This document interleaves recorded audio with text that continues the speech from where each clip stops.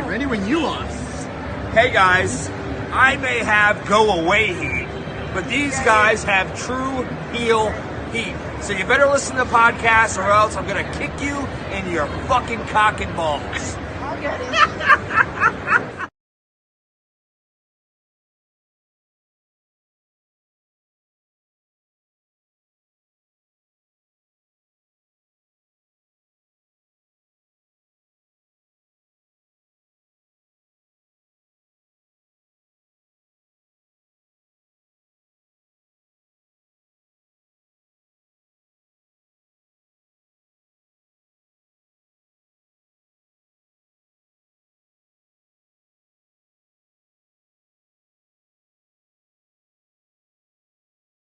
Hey everybody, it's Tony Schiavone of All Elite Wrestling, and this is True Hill Heat, and I said it right, you motherfuckers.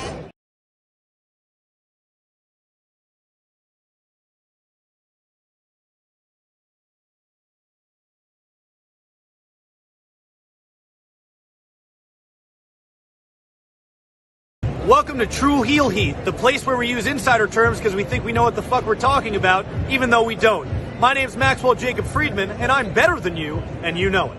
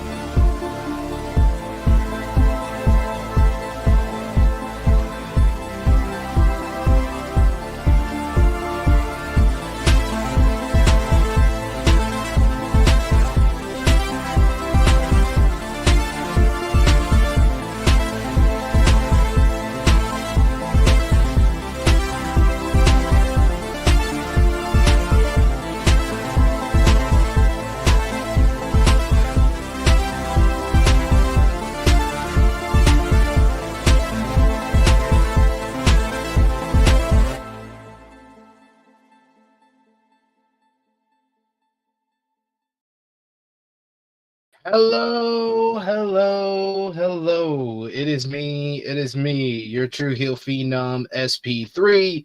We are live on the True Heel Heat Sports and Entertainment YouTube channel for our Cobra Kai Season 6 Part 2 and Part 3 review, breaking down the final 10 episodes of the series that started all the way back in 2018 on YouTube, and it culminated in February of 2025.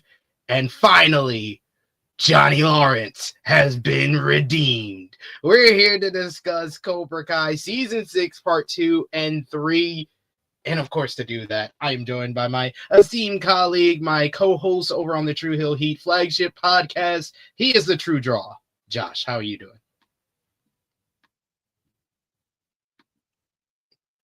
Doing good. Caught up with all this, the final part of the season last night, and wow.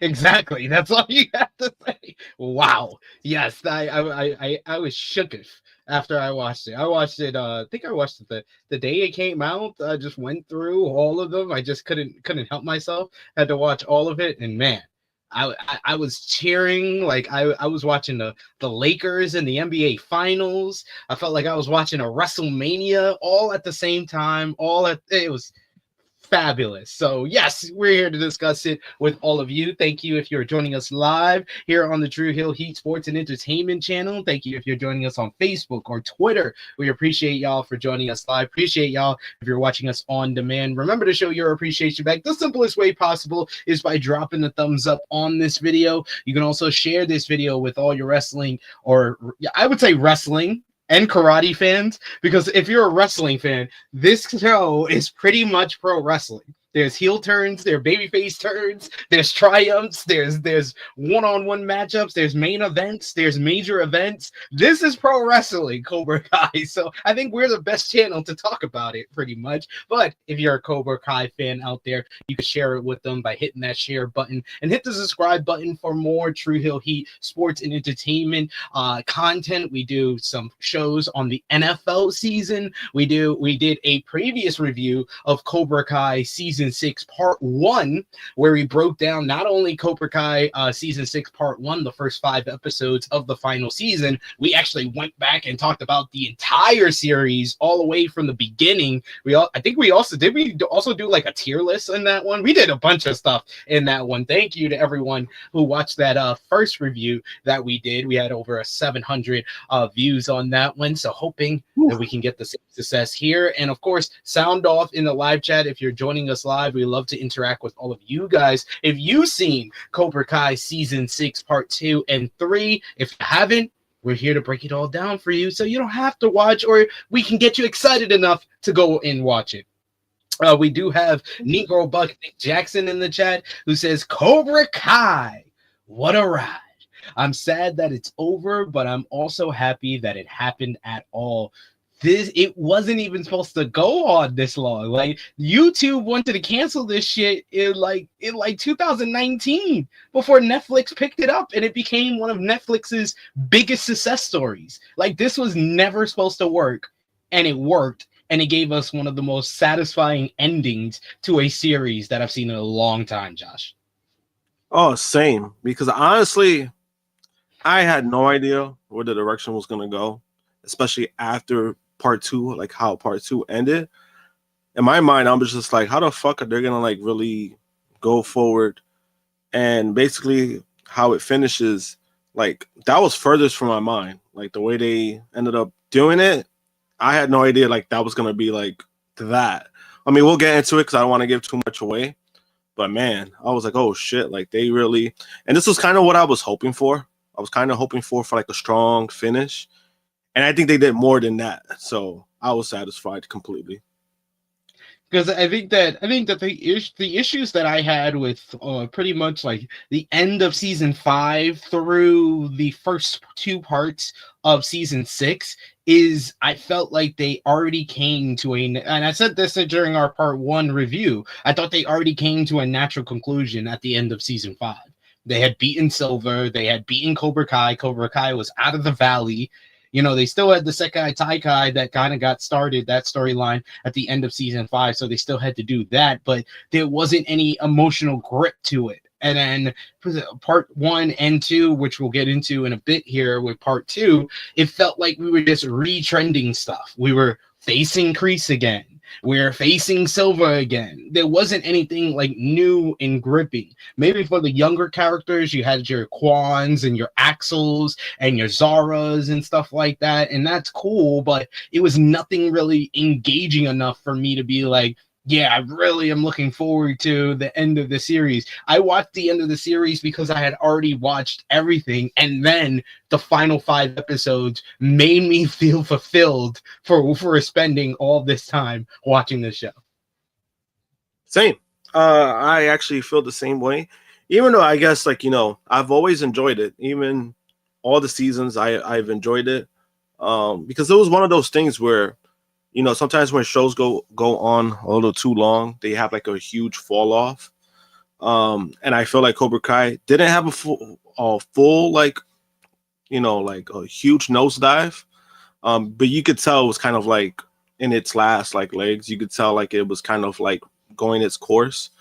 And I'm kind of glad they ended it when they did. Just because, like, you know, you never want to see a show go too long. It's kind of like when you see athletes, right? You never want to see them go too long when, you know, they're out of their prime. And I thought they finished at the right time to solidify everything. Yes, they did a good job with that. We got Nicky Boy, he says he's felt the same as Josh. We got Eddie James joining us in the chat. Good to see you, good brother. We got Power Driver Finisher. Thank you so much, Power Driver Finisher, for joining us. He says there's literally a tag match. There's literally a battle royal and a 5-on-5 tag team matchup. Yes, in this is so. I am sorry. I trained in karate when I was like maybe like 7-8 years old, and I've been to like, my nephews to karate, and I've been to karate contests. This is not what karate competitions are like. This is pro wrestling. This was a pro wrestling version of a karate competition, the Sakai Taikai. It's true. I mean, yeah, it was that. It was just like a bunch of different stuff that, I mean, yeah, I was like, what is going on? Even though I didn't mind it too much because I liked the fact that they were doing something different. They were doing like, it still kept you engaged because, Miyagi, they were getting their asses whooped, and I'm just like, how the fuck are they gonna find a way to like get back or get into it, or like what the fuck is going on? Because I was like, yo, I understand the underdog story, right? I'm not against it, but I'm just like, yo, it's a difference when it's an underdog when you like so down all the way down to the fucking barrel. You know what I mean? They had people that wasn't even supposed to be here, like Devin. Devin, you was not supposed to be here. Yeah. Yo, that's what I'm like. Yo, they were ass in that tournament, so they lucky like shit went the way. I mean, unfortunately, but hey, it worked out. We got Nicky Boy, Negro Buck, Dick Jackson. He says, I think it's safe to say Johnny Lawrence had one of the best redemption stories in TV history. For me, it's second only to Prince Zuko from Avatar: The Last Airbender. I got to think about that. What's the best redemption stories I've seen in TV history? I gotta think about that one because I've seen some good ones. I've seen some bad ones. I mean, I'm a Degrassi fan, so Holly J. Sinclair from Degrassi, she started off as like the mean girl, and then she became like the most popular girl and kind of redeemed herself for all the horrible things she said and did. So that was really good. What about you? What's kind of notable redemption stories you remember in TV that compares to Johnny Lawrence? Honestly, I'll have to look it up too, because I'm just like, since I'm old and I'm like trying to remember a redemption story within the show. Because, yeah, let's see if I Google it. Best redemption stories, redemption arcs in TV history. Let's see what comes up. Let's see. All right, so they got Spike from Buffy. Oh, I mean, Buffy. They do have Zuko here for you. Oh, I got a good one because I watched this one. I watched Once Upon a Time. The evil queen from Once Upon a Time, Regina from Once Upon a Time. That was a good redemption story. The Vampire Diaries. They're probably referring to Damon from the Vampire Diaries. I only seen like the first 3 seasons of Vampire Diaries, but I do know that they do redeem Damon. Stranger Things. What's the redemption arc from Stranger Things? Who got a redemption arc? I'm like trying to figure out. I was like, whoever's good is Steve. Yeah, that's a good one. Steve from Stranger Things. Yeah, because he started off as the jerk. Steve, homie Steve, the babysitter. The babysitter. I thought it was the Rock from Stranger Things. No. The baby basically Steve started off as what's his name? Mike's sister's boyfriend, and he was basically a jerk who was like the popular kid at school, and he was bullying Will's brother and stuff like that. And then he got his whole redemption arc through season 1, where he was basically on the side of the good guys with the teams when basically what was it, the shadow monster, whatever they call it. I mean, I haven't watched Stranger Things in a while. It's been like 3 years since the last season. But I do know that Steve is the redemption arc from Stranger Things that they probably have here. Yeah, I've only seen the first 2 seasons. Stranger Things. They have Dark Vader here as a redemption arc, which is like an all-timer. That's an all-timer. They got Shameless. Who's the redemption arc from Shameless? I mean, I can understand Darth Vader, but it's kind of funny because it kind of lasted like 3 minutes because he died. So it's like I was like, I guess that's a redemption arc, but I'm like, he did a lot of bad shit before he turned good again. Yeah. Good point from Power Driver Finisher. He's like he was a dick talking about Steve, but then a bigger, better dude came in more popular than him that started his redemption. No, I think his redemption starts at the end of season 1. At the end of season 1, he's aligned with the kids against the Vecna shadow monster and shit. Loki is a good one. Loki, we literally just saw Loki's redemption arc being completed in Loki season 2. I agree with that. That's a good one. They do have this one that Power Driver Finisher mentioning, Theon Greyjoy from Game of Thrones. They do have that here listed, and yeah, Loki is here on this list as well. Negan from Walking Dead is up here as well. So some good ones. Oh, that's a good one. Yeah, I'm trying to see. I'm really curious. Oh, Shameless. It's Mickey. Yeah, that's a good one. Mickey was a fucking jerk, and he used to beat the shit out of Ian, and then they became the greatest gay couple in TV history. I didn't know that was going there. What the fuck, yo? It's Mickey. That makes sense. That makes sense to me now. Oh, they have a whole list here. Now. It's 21 TV characters at the best redemption arcs. Let's see. I'm gonna see who's number 1 here. So yeah, it's Steve Harrington in Stranger Things is number 1. Number 2 is Cordell from Buffy. Number 3 is Theon Greyjoy from Game of Thrones. Number 4, Alexis Rose from Schitt's Creek. Yes. Alexis was my favorite. Alexis, I hated her probably the most out of the entire family. And then by the end of it, Alexis was one of my favorite characters. just off of her pop song that she made. That was great.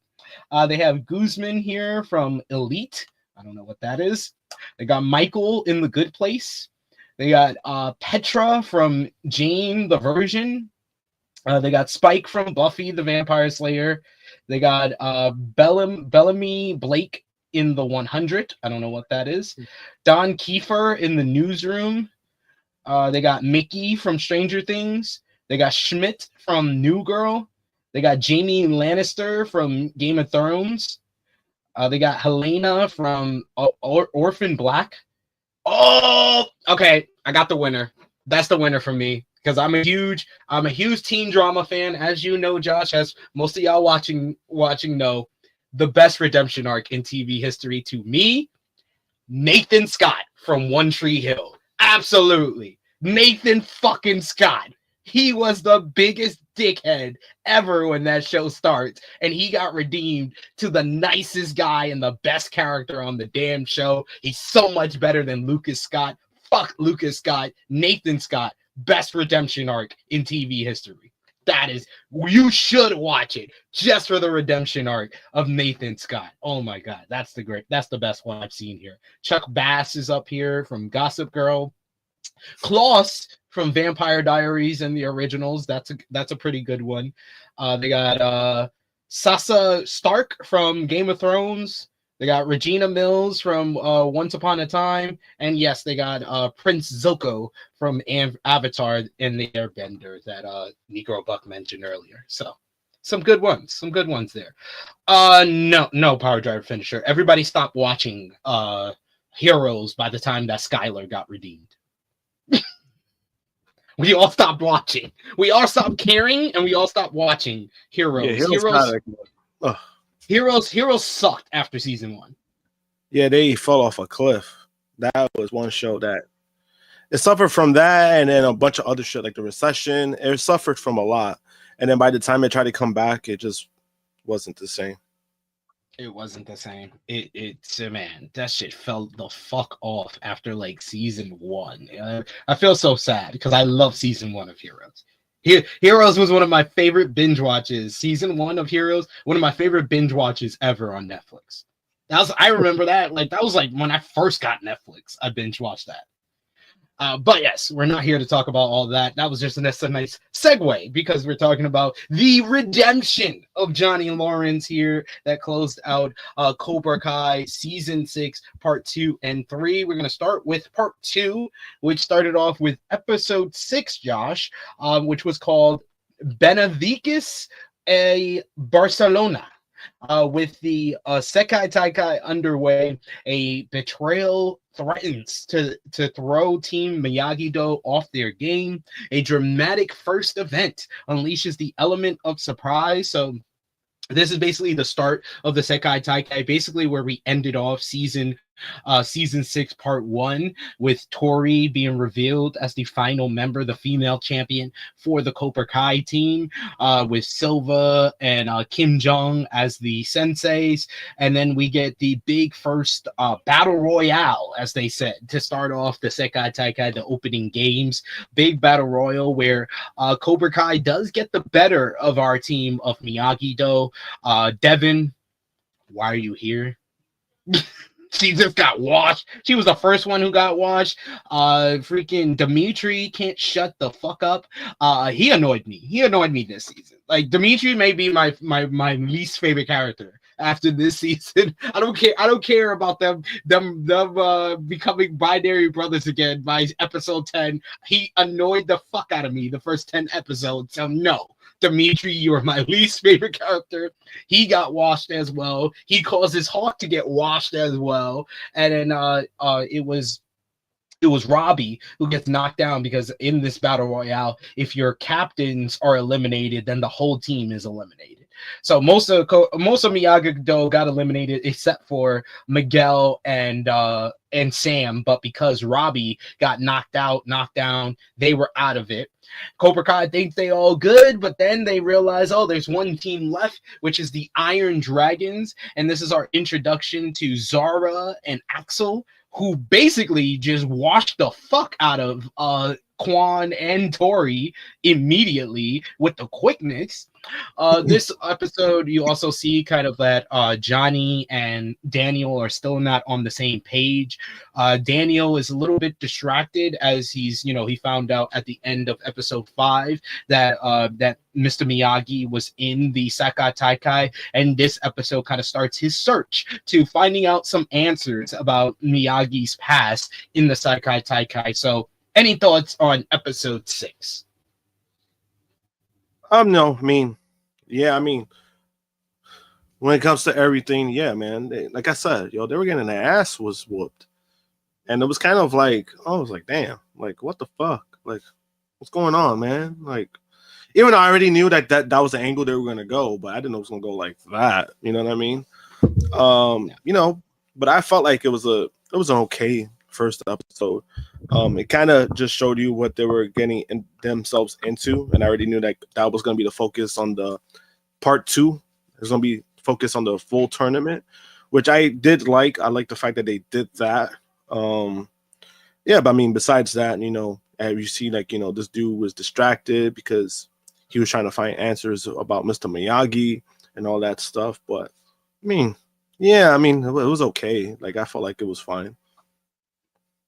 Yeah, I think it was just a nice intro. I thought the competition part with the Sakai Taikai was the most interesting part of that, like, first initial episode that made me keep watching this part 2 portion of the season. We got a new name in the chat here, Chuck Cage. Thanks for joining us. He says, "Yo, I thought there was gonna be a Karate Kid Legends after credits teaser." I thought so too. I thought when Johnny and Daniel were sitting in the restaurant, like Jackie Chan was gonna walk in or something.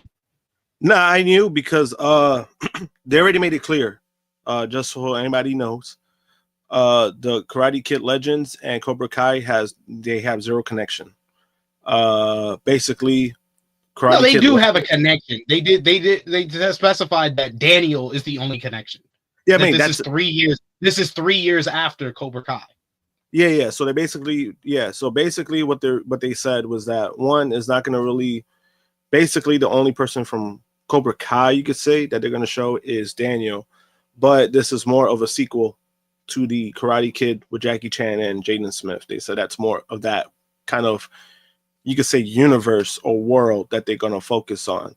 So basically, I don't know if they made it clear that it's non-canon or canon, whatever the case may be, but basically that's what they said, that it's not going to really be any real connection to Cobra Kai, or like if you're expecting anybody else from Cobra Kai, like any of the kids, it's not gonna transpire that way.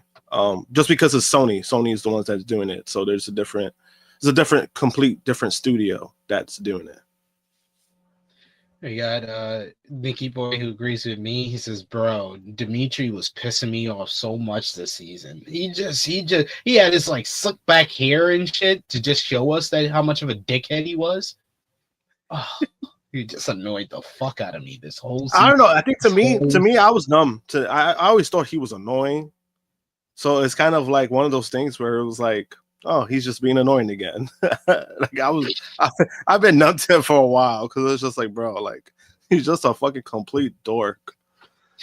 And then he found out that Hawk didn't want to go to school, the same school with him. It's like, bro, like get off his dick. Like you're like you that man. Like y'all weren't even friends like 2 years ago. Like what the fuck? Yo, that was crazy. Negro Bug saying fucking Zara, she's something, that's for sure. Oh, yes, she is. Since she was gonna cause some trouble in this one. Welcome to Barcelona, bitch. Yes, what Zara tells to Tori when she kicks her in the face and eliminates Cobra Kai from the competition. From that competition, we got Nicky Boy. He says, "Yeah, I knew shit wasn't gonna be easy, but man, they were getting pummeled in those early stages." That's a minor point. That was a minor point because pummeled is putting it lightly. Nicky Boy says immediately knew Axel was going to be a problem with his Ivan Drago looking ass. Very true. Very true. MCAT says any spin-offs. I think by the ending that we got, we could possibly get 1 or 2 spin-offs. We could get something with Tori and Robbie and maybe something with the Binary Brothers. Maybe. I have no idea if Netflix has gotten that far yet, and so like any ideas. I know they basically put all their eggs in a basket, focusing on like finishing up Cobra Kai. Because remember, a lot of these things were shoot early on. It's been like a few years, so basically everything that they're pumping out now, like all the parts, they were actually filmed about like 2 years ago. So they've just been focusing on trying to get this out. Because even if you look at the kids now, the kids look completely different. Like they look like they look grown. There's only been like a handful of years. Like Miguel looks completely different. Like he got the full beard. He got the full beard going on, Miguel now. He got the full beard. He lost weight too. So he looks different. But I think Miguel, he's more. It's gonna be harder just for some people because I think him and he's going to be doing the DC stuff. James Gunn already made it clear that he's coming back for Blue Beetle. Like he's going to be like, that's going to be his role going forward. So, I mean, things could happen. You could focus on, like you said, like Tori and Robbie, like they could do other things. I think it's more if the actors want to do it, because sometimes, people get burned out. They kind of just want to do their own thing. I know Tori was doing like a few shows too. I know she was doing like outside projects already. She does School Spirit, which is like a popular show on Paramount. Yeah, so she has like a few things on board, but sometimes you never know if the money is right and we got to throw a lot of money, they're gonna do it. But as far as I know, Netflix hasn't really gotten into talks about that, and I don't know if that's something that they would do because I don't know. Netflix is they're weird when it comes to certain things. Yeah, that's true. We got Nicky Boy who says maybe a Miguel and Sam spinoff in Okinawa. No, I'm good. I'm good on that. He shut that down quick. I'm good on that. I'm good. I've had my fill of Sam LaRusso. I've had my fill. I'm good. I'm good. We closed it up. We closed it out fine. We don't need to revisit that. Yeah. But Also, like I said, I think Miguel's the one. Like, if I'm he's probably the one that's gonna move on from like the Cobra Kai stuff. Like, yeah. At least from what I've seen, like he's probably ready to move on from that. Yeah. So the next we got episode 7, which was Dog in the Fight. The search for clues about Mr. Miyagi's past leads Daniel into danger. Miguel raises doubts about Robbie's focus, while Sam observes ugly behavior off the mat.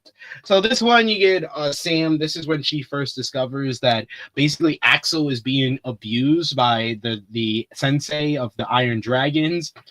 She gets to she like sees that, and we would see how she would form a friendship or some type of bond with Axel in the next episode. Miguel, meanwhile, he's killing it. He's the only one from Cobra Kai, from Miyagi-Do, that's actually doing well in the tournament, and he's like kind of feeling salty that he lost that one-on-one battle in episode 5, where Robbie is now the champion, but Robbie is distracted due to Tori turning sides and joining up with Cobra Kai, and he can't focus on the game and be the leader that the team needs. And meanwhile, you got Daniel, who's also putting kind of Johnny in the same position that Miguel is putting Robbie in, or Robbie is putting Miguel in, where Johnny has to kind of take up the slack for Daniel, who is so distracted with searching for Miyagi's past that he winds up basically getting trapped in a fucking dog cage by the end of this episode. So what did you think about episode 7, Dog in the Fight? Yeah, this one. Yeah, like when a bunch of distraction. Sometimes this is where, at least for me, I don't know about anybody else kind of feels this way, but this is kind of where it kind of felt like too much was going on. Like too many people were having too many problems. Daniel was having his problems. Robbie was having his problems. Sam was having her problems. It was like, what the fuck? Like, guys, like you guys need some therapy or something. Like, goddamn, so much shit was going on. I think that for me, that's where kind of like the overbooking kind of feeling started to feel like I started to feel it in this episode.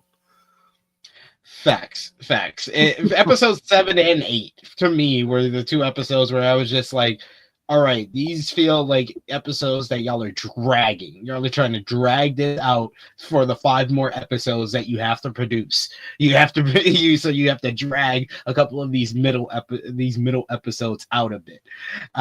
Power Jar Finisher says, yeah, the problem was a little overboard with just a karate competition. Yeah, like I'd rather, if they were gonna have the big karate competition, I'd rather most of the focus be on that. I don't care about Miyagi's past and stuff like that. And I feel like that's one of the few storylines at the final 5 episodes. It was such a flat fucking answer to all of that. Oh, he had something stolen from him, so that's why he killed the guy in the tournament. You're telling me we couldn't figure that shit out like 5 episodes ago? Yeah, I thought that was a little. Yeah, they were dragging that. Which I mean, I get it, right? You need some materials. Like, holy shit, we got this many episodes. They're trying to make it interesting, but sometimes, like that saying, less is more sometimes. And I felt like they would have done less focus on that. Then, it would have been, I want to say better, but there would have been more focus on other stuff. Because again, there was just too much shit going on, like too many like problems, you know what I mean? Like too many problems. And it's just like, yo, you guys you're in a different country in a tournament. This is not a good thing to have these problems right now. Yeah, and then episode 8 was another one that dragged, but I felt like episode 8 was a little bit better than episode 7, mainly because of the ending. Episode 8 doesn't have a title here from what I'm seeing, but it says, a personal crisis shakes Miguel and Johnny to the core. Shozen and a rival sensei team up to find their student, but discover someone else instead. So this one is when Miguel and Johnny find out that Carmen has gone into labor. So they're giving birth to Johnny and Carmen's kid. So they basically have to leave the competition. This comes right after Miguel washed everybody in the battle royale in the fucking Royal Rumble shit that they did, where it was two people from the team had to be in there. I just gotta say, Sam did well. Sam did well in this, but of course, Robbie again, he fucks up because he gets distracted by Tori and stuff like that. This is also the episode where basically Quan plays mind games with Robbie, where he tells him that, oh, he was like, oh yeah, I smashed your girl, basically, and that makes Robbie start drinking a lot, and he eventually basically sleeps with Zara, and Tori catches him walking out of Zara's room in the morning. So he's distracted by Tori. He gets eliminated pretty fast. Sam eliminates one person, but she is eventually eliminated. The binary bros get in. Well, Devin did okay in this one. Devin sacrificed herself tackling one of the girls off of the platform and stuff like that. So she did well for the team. She did something for the team because she hadn't been doing much. This was a lot of Johnny kind of trying to give her the motivation, following up to their relationship, their bond that really formed a lot in the first 5 episodes of season 6. Then you also had the binary bros were teaming up together, and of course Dimitri fucks everything up because Hawk was doing perfectly fine on his own. This nigga wants to kick the dude in the back and eliminate Hawk and the other person, and then his ass gets eliminated. So Miguel is left on his own to whoop ass 2-on-1, and Miguel wins. I was like, yo, Miguel is super powered. This is ridiculous. And then right after that competition is when Johnny and Miguel find out that Carmen is in labor, so they have to get on a plane and leave there. No, wasn't it like a scare? Wasn't it like a yeah, something was going on with the baby. There was like a complication with the baby. I think Amanda called them and let them know, so they had to go there. So it's called Snakes on a Plane. Yeah, because this is the plane ride where Miguel and Johnny are on the plane. They're having their own little issues, their own little problems here, to the point that Miguel goes into first class and leaves Johnny. Johnny has to come up. He keeps getting into issues with this one drunk passenger who keeps getting in his face, saying that he's not supposed to be in the first class. We get a nice little bonding moment. Some of the best acting in the show is by Johnny Lawrence, by the way. Like, some of the best scenes in this season are by Johnny Lawrence, and Johnny and Miguel on the plane was a very nice moment. You got to really see the father-son bond that they've built together, and Johnny telling him how much he means to him, Miguel telling Johnny how much he means to him. The drunk passenger comes up to them, and he basically it looks like Johnny's gonna fight him, but instead Miguel just knocks him the fuck out and gets him the fuck up out of here. So that was good. They go back. Didn't people cheer in the plane when that happened? Yeah. They come and they find out that everything's all right with Carmen, that she's doing well, and she basically tells them, like, hey, go back to Barcelona and go win the championship for me, basically giving them the motivation that they need to go back and win. And then you got Chosen, who was left in charge because Daniel is doing fuck all, trying to get over his fucking daddy issues with Mr. Miyagi. Man, Daniel was another one who's pissing me the fuck off, especially in these middle episodes. Like, what the fuck are you doing? So Chosen is left. He tells the kids he's kind of like loosey-goosey because he's still kind of recovering from his whole heartbreak from Mieko. What's her name? I think it's Mieko. I don't know.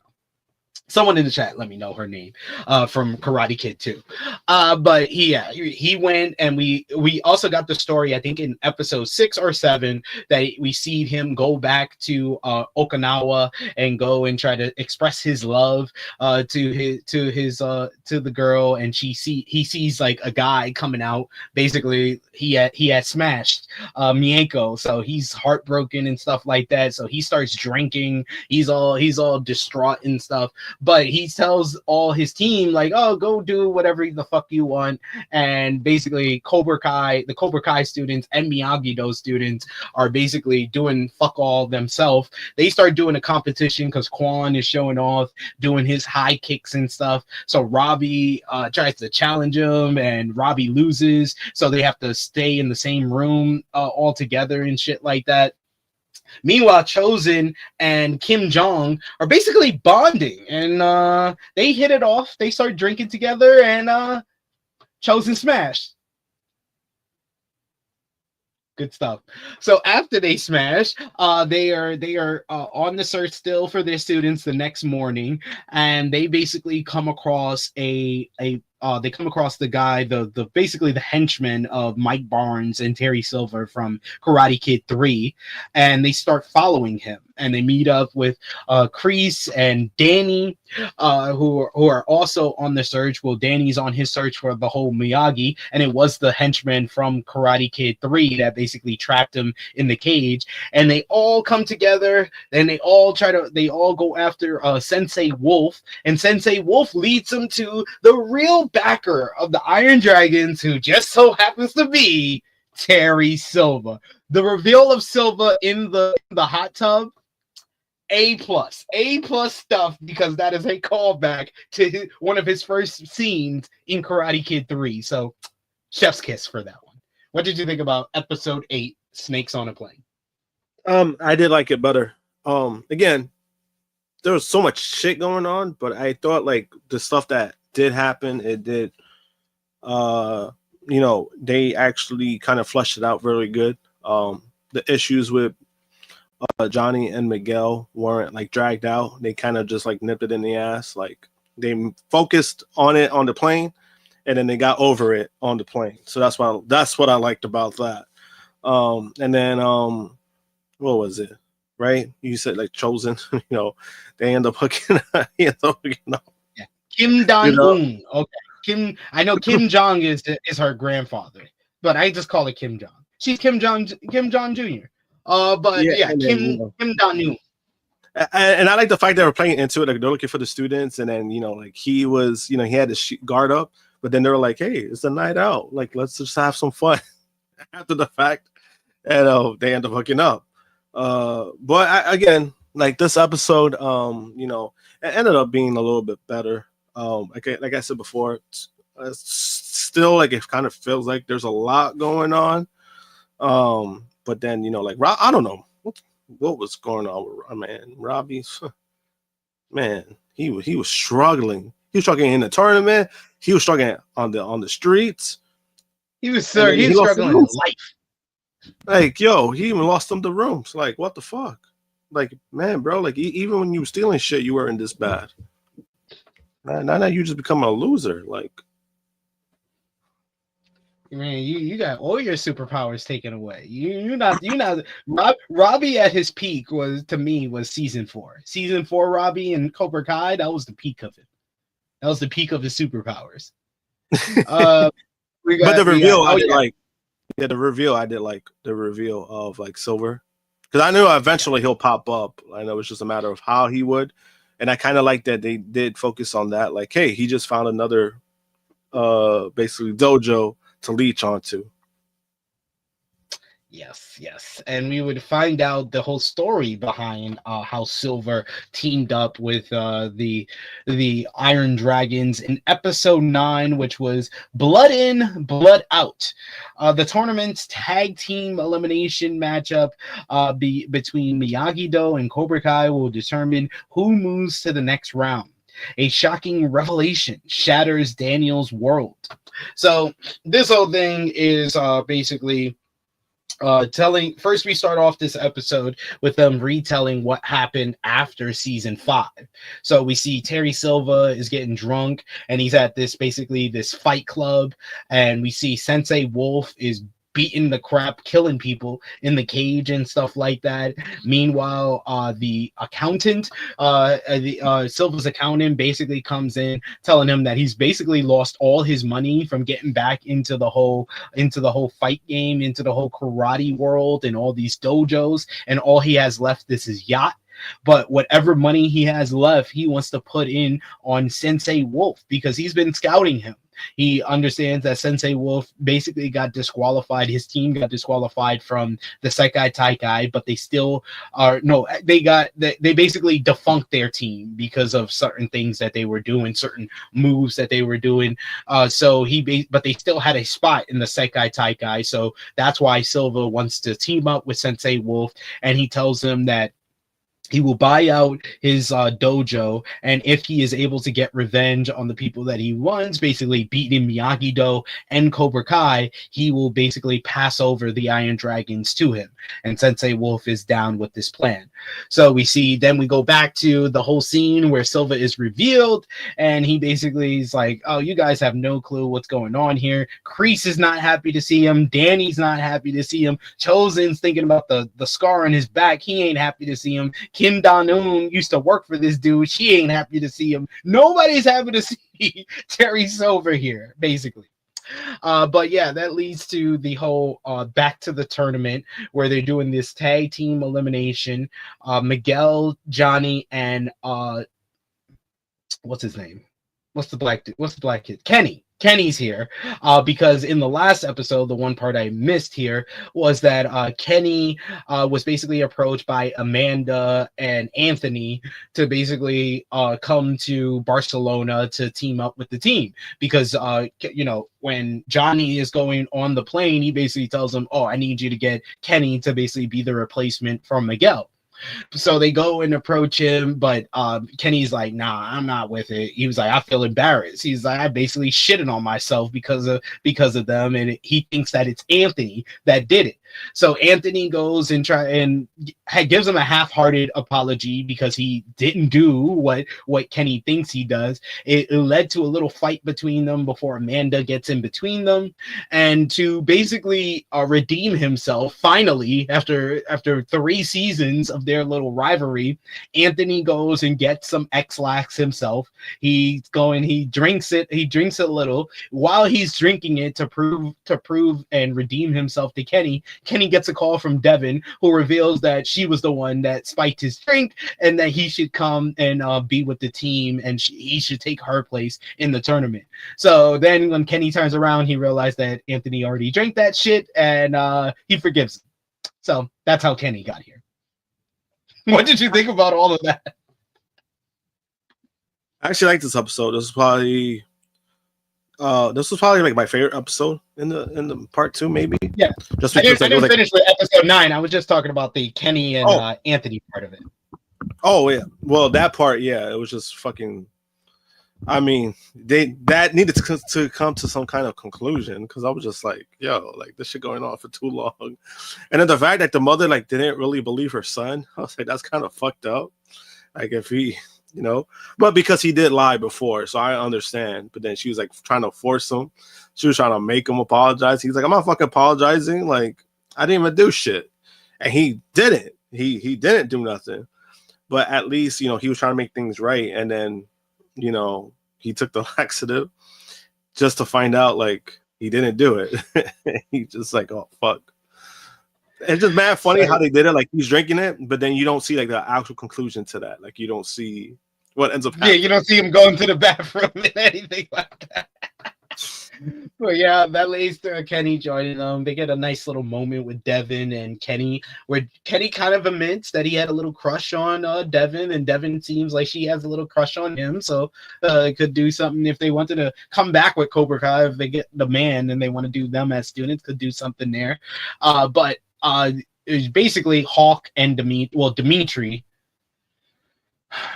He doesn't trust Kenny. He thinks that because Silva's back, that means that Kenny is back at the same time. He thinks that it's weird, and he thinks that he's basically a mole in the team. So then when they do the tag team elimination matchup, he's basically yelling at Hawk not to tag in Kenny, which causes them to lose their first matchup. So if you lose 2 of these tag team elimination matchups, you are automatically eliminated from the whole thing. So They're one loss away from all of this. They then Hawk sees Kenny talking to Silva, where Silva's like, you know, you're not supposed to be with them. You're supposed to be with me. He was like, I can work around the rules. He was like, don't you want to be a winner? You can't be a winner with them. Basically talking all this trash to Kenny. But also at the same time, after that whole conversation, we also get a conversation with Robbie, who was the person who took the last 2 points that led to their first loss in the tag team elimination matchup. And he has a heart-to-heart, a brother-to-brother conversation with Miguel, where Miguel is just like, yo, screw all that. Bump all that shit. He's like, you the captain. You earn that shit. You earn that shit. You are the leader. You're the leader that we need. You lead and I will follow. And basically gives Robbie the motivation that he needs. Tell him to fuck all the shit. You know you fucked up with Tori. You know you fucked up with sleeping with Zara and all that. You need to get your head in the game. So he gives him the tag early on in the next matchup, and you know Robbie's hearing all the motivation, the advice that Miguel gave him. So he's the one that basically makes the decision, despite Dimitri. Why is he even here? Like seriously, like are you being serious? Like every time I say his name, I'm just like, why are you here? Like you're not helpful. He's basically telling him not to tag in Kenny, but Robbie decides to tag in Kenny, and what the fuck happens? Kenny gets the win for the goddamn team because Kenny be like, yo, Kenny be dancing on these niggas. Kenny what's up? Kenny was like, oh, hit him with the uppercut. Oh, let's go, Kenny, my dude, the fastest hands in Cobra Kai, Kenny. Oh, and Kenny Payne, after he gets the win for the team, they put him on the shoulders, and he gives him the old Star-Lord. Oh, I forgot how this thing works. To Terry Silver. That was a great moment. I really enjoyed that moment. And it leads to a big showdown in the for who's gonna be eliminated, because we also see that Cobra Kai are 1-1. They won their first matchup, but then they lose their second match because Tori is a little bit distracted now. She's basically going through what Robbie went through, where she's distracted because of everything that's happened with Zara, everything that's happened with Robbie, being leaving the team, everything that happened to her mother passing away, all of this conflicting feelings that she's going through. She leads to Cobra Kai losing their second matchup. So it leads to the third match for both Cobra Kai and Miyagi-Do, and it's against each other. We get a nice little touching moment with the kids of Miyagi-Do, kind of talking about this is the last time that they'll be fighting together. You get emotional moment where basically the Binary Brothers finally put all their shit behind them. Hawk tells them sorry, sorry I didn't tell you the truth. Dimitri never says sorry. I just watched this episode and I was like, is he gonna say sorry too? Because he's the one that's been fucking all this shit up. He don't even say sorry. He's like, I just didn't want to lose my brother. Shut the fuck up. Like, yo, I want to smack the shit out of Dimitri sometimes. God damn. But they have a nice little moment. They're on the same page. Miguel hugs them like, you're my brothers. We're all family here. Even looking at Kenny, giving him the nod of approval, like, you're my brother too. We're all family. This is the last time we're going to fight together.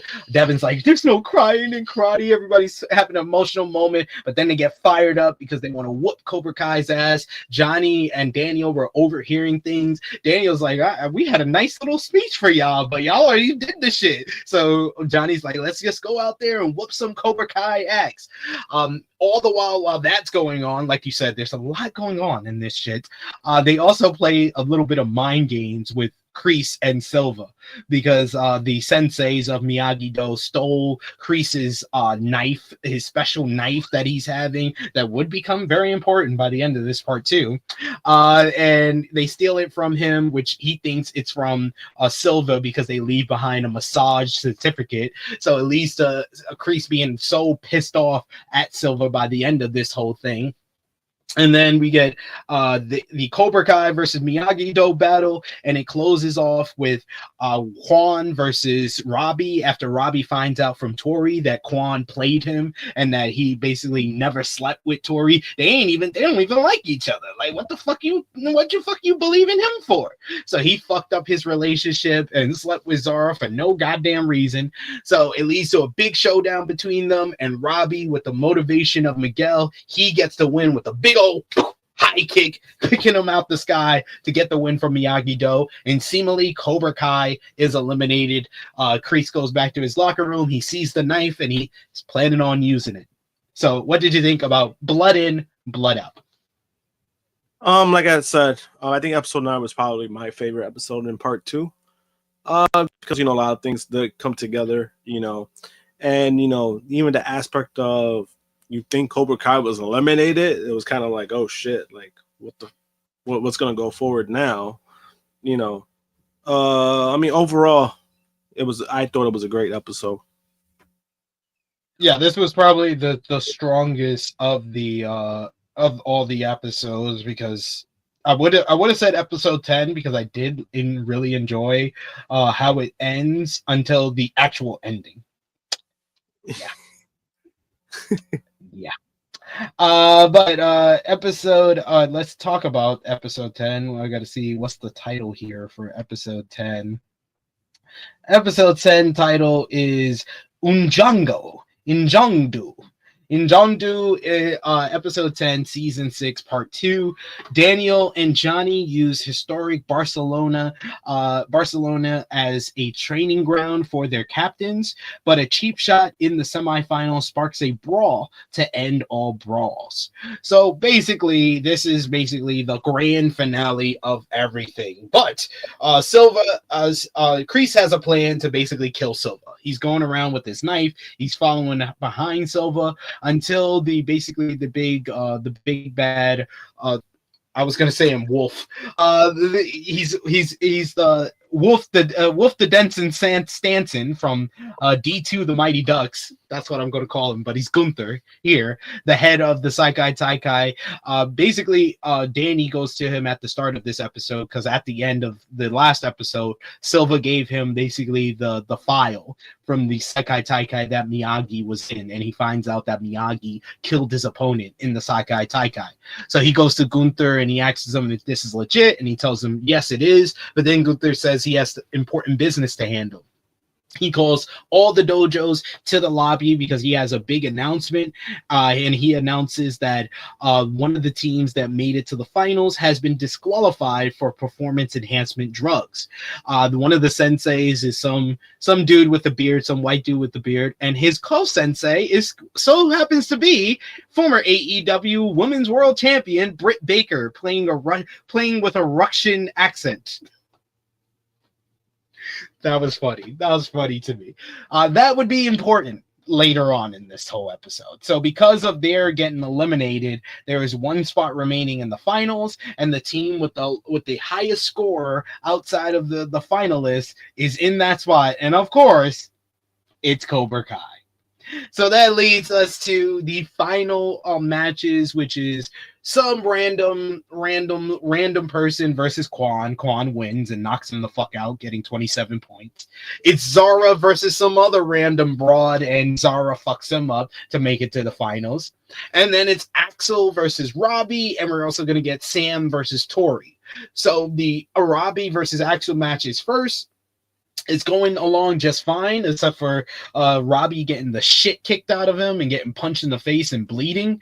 But he gets pushed back into Quan and the Cobra Kai people, and Quan takes an elbow cheap shot to the ribs of Robbie. Miguel's not feeling this. Miguel's been getting a lot of dirty looks and brush up and shoulder checks from Axel. So when he goes onto the mat to try to help out Robbie across the mat, who's getting abused by the Cobra Kai students, Axel pushes him down on his ass, and he's like, what the fuck? So they get in each other's faces. Quan and Robbie are getting in each other's faces at the same time.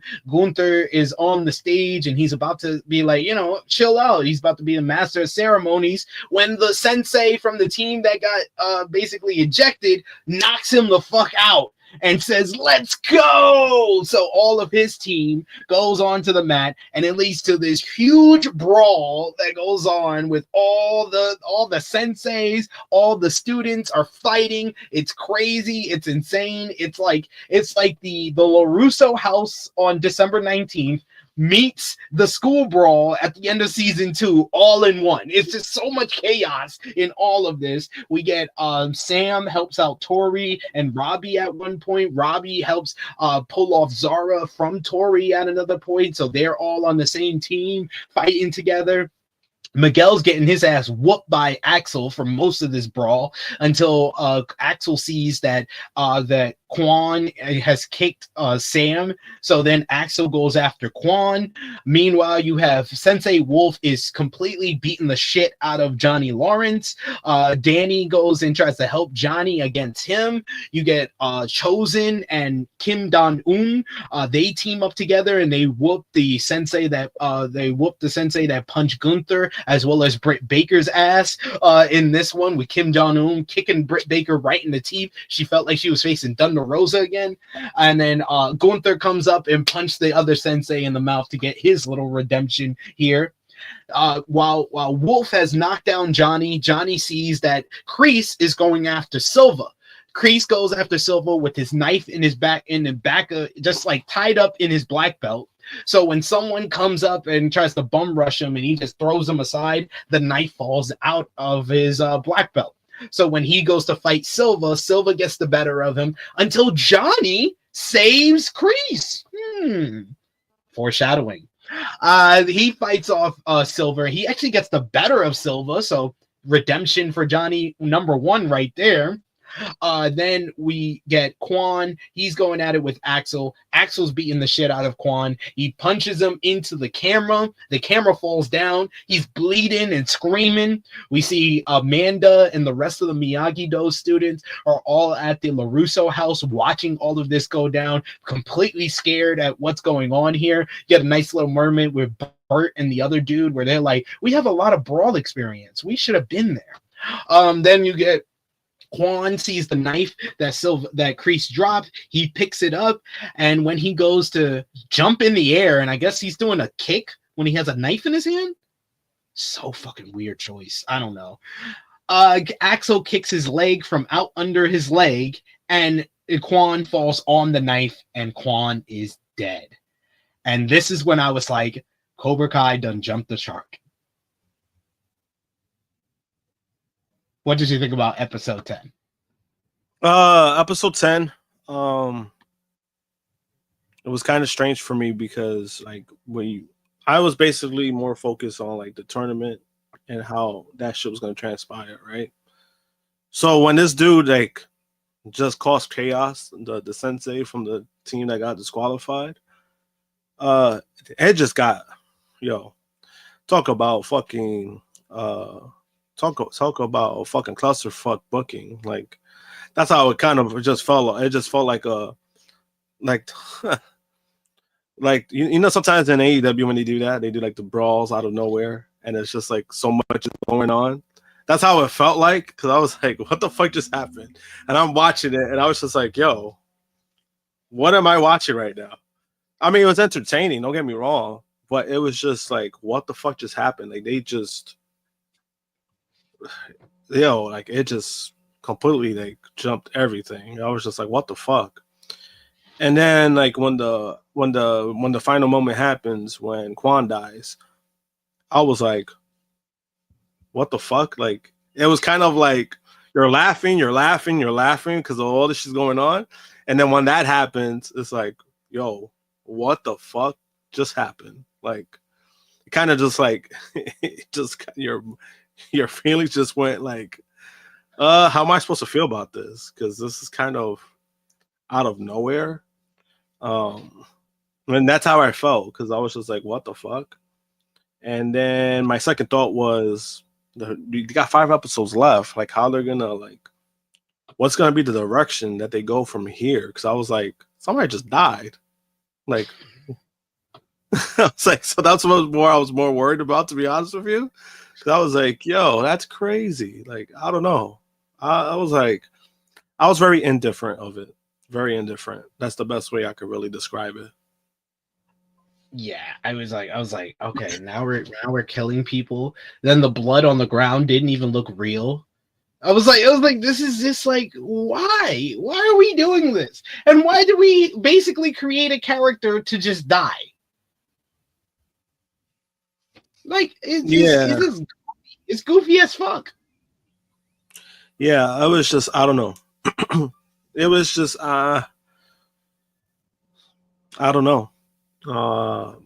Believe me, I was very, I mean, it did have me hooked to like to see the final 5 episodes because I was wondering how they're gonna do that. But just the way they did it, it was just kind of like I kind of would have liked to see the conclusion with the character himself, and I felt like because he was basically their best fighter, so it was kind of like if you needed to kill somebody, I guess he was like one of the people to do it with.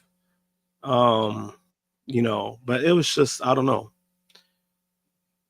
It was just, again, there was so much going on, and then that happens. It was just like too many emotions, too many emotions. Oh, we got Negro Buck who says, I still don't completely know how to feel about that ending. It was shocking when it happened for me because I definitely didn't expect it. Doesn't mean it was good though either. Yeah, that's how I felt. I was like, it was definitely shocking, but was it good? I was like, no, not really. Not really. It wasn't that good. Like, it was just okay. I guess that's the ending that we needed to get us hooked for the final last 5 episodes. I guess I was like, I think that this show might be done. Like I was like, I don't know if I'm looking forward to the last 5 episodes now because I feel like they jumped the shark. Yeah, and that's kind of crazy. Like it gave you that feeling, right? Because it gave me a different feeling. Like it made me look forward to the final 5 episodes.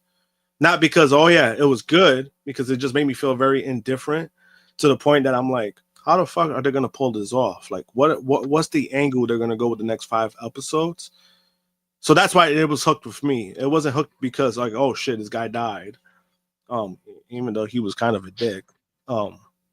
He was a dick. Not kind of. He was a dick. No, that was me being generous because he died. I don't want to be, I want to catch that horse. No pun intended. But it's just again, that's a good feeling. It had you feeling that way. It had me feeling a different way. So there's probably a lot of people who felt similar to how we felt, like just different directions. But you got Max Kelly here in the chat. It says, "Do y'all agree they need to make an extended edition of season 6, add deleted scenes, or even film new scenes for a release of the entire revised season on DVD?" I completely disagree, actually. I think that's a horrible idea. It doesn't. This season, if you would have had the first 5 episodes, episode 9, and the final 5 episodes, I think that if you shorten the season, it's a better season. I'm not adding shit and no. The issue with this season is that it was too long. It does not need to be longer. That's not a revised season. That's a worse season, actually. Yeah, but you kind of see why they also split it to 3 parts. So in that aspect, I do like that they did that. And I get, they wanted to go out with a bang. 15 episodes. Cobra Kai was one of their biggest series, especially once they acquired it. They wanted to do something big because Netflix usually they don't do stuff like this with their shows. They usually kind of keep it very simple, so they don't go all out. So Cobra Kai, they went all out for it. They did 15 episodes for 1 season. Sometimes that can be a good thing. Sometimes it could be a bad thing. And for this, I think it was more, I don't want to say it was terrible. It was bad, but there was a lot that was like again, it was a lot, too much shit going on with Finn, at least part 2. Because part 1 was kind of like, it was more settled. It was more stagnant. Right. But we had our issues with it because it was kind of like, all right, we're just waiting for the big thing to happen. I think that was the biggest issue for part 1 for me, where it was kind of like, yeah, you're enjoying it, but then it's like, what's the hook? Like, what's the big what's the big selling point? The biggest selling point was at the very end when Tori joins back with Cobra Kai. That was the biggest selling point for part 1. And then part 2, again, like we said, so much shit was just going on. People having too many problems. Then Miyagi-Do getting their asses whooped, and then trying to redeem themselves. You had one guy carrying the team because their captain was being a bitch and lost a lot. So it was a lot of shit that was going on that I don't necessarily agree with them adding scenes, deleted scenes, because I'm just like, they already did enough that it didn't necessarily make it better. But I don't need to see scenes that I'm like, what else are you gonna add? Like, what is there that is like, what if this or that? I don't know. At least for me, I was more satisfied with what I saw and what I've gotten. For it to, I just said like I just think that they didn't need all these parts to be 5 parts. I understand why they did 5 parts because that's how they did it. But part 2, all I need is the brawl at the end of episode 10. I don't need the rest of the episode really. I need episode 9. I need the reveal of Silva.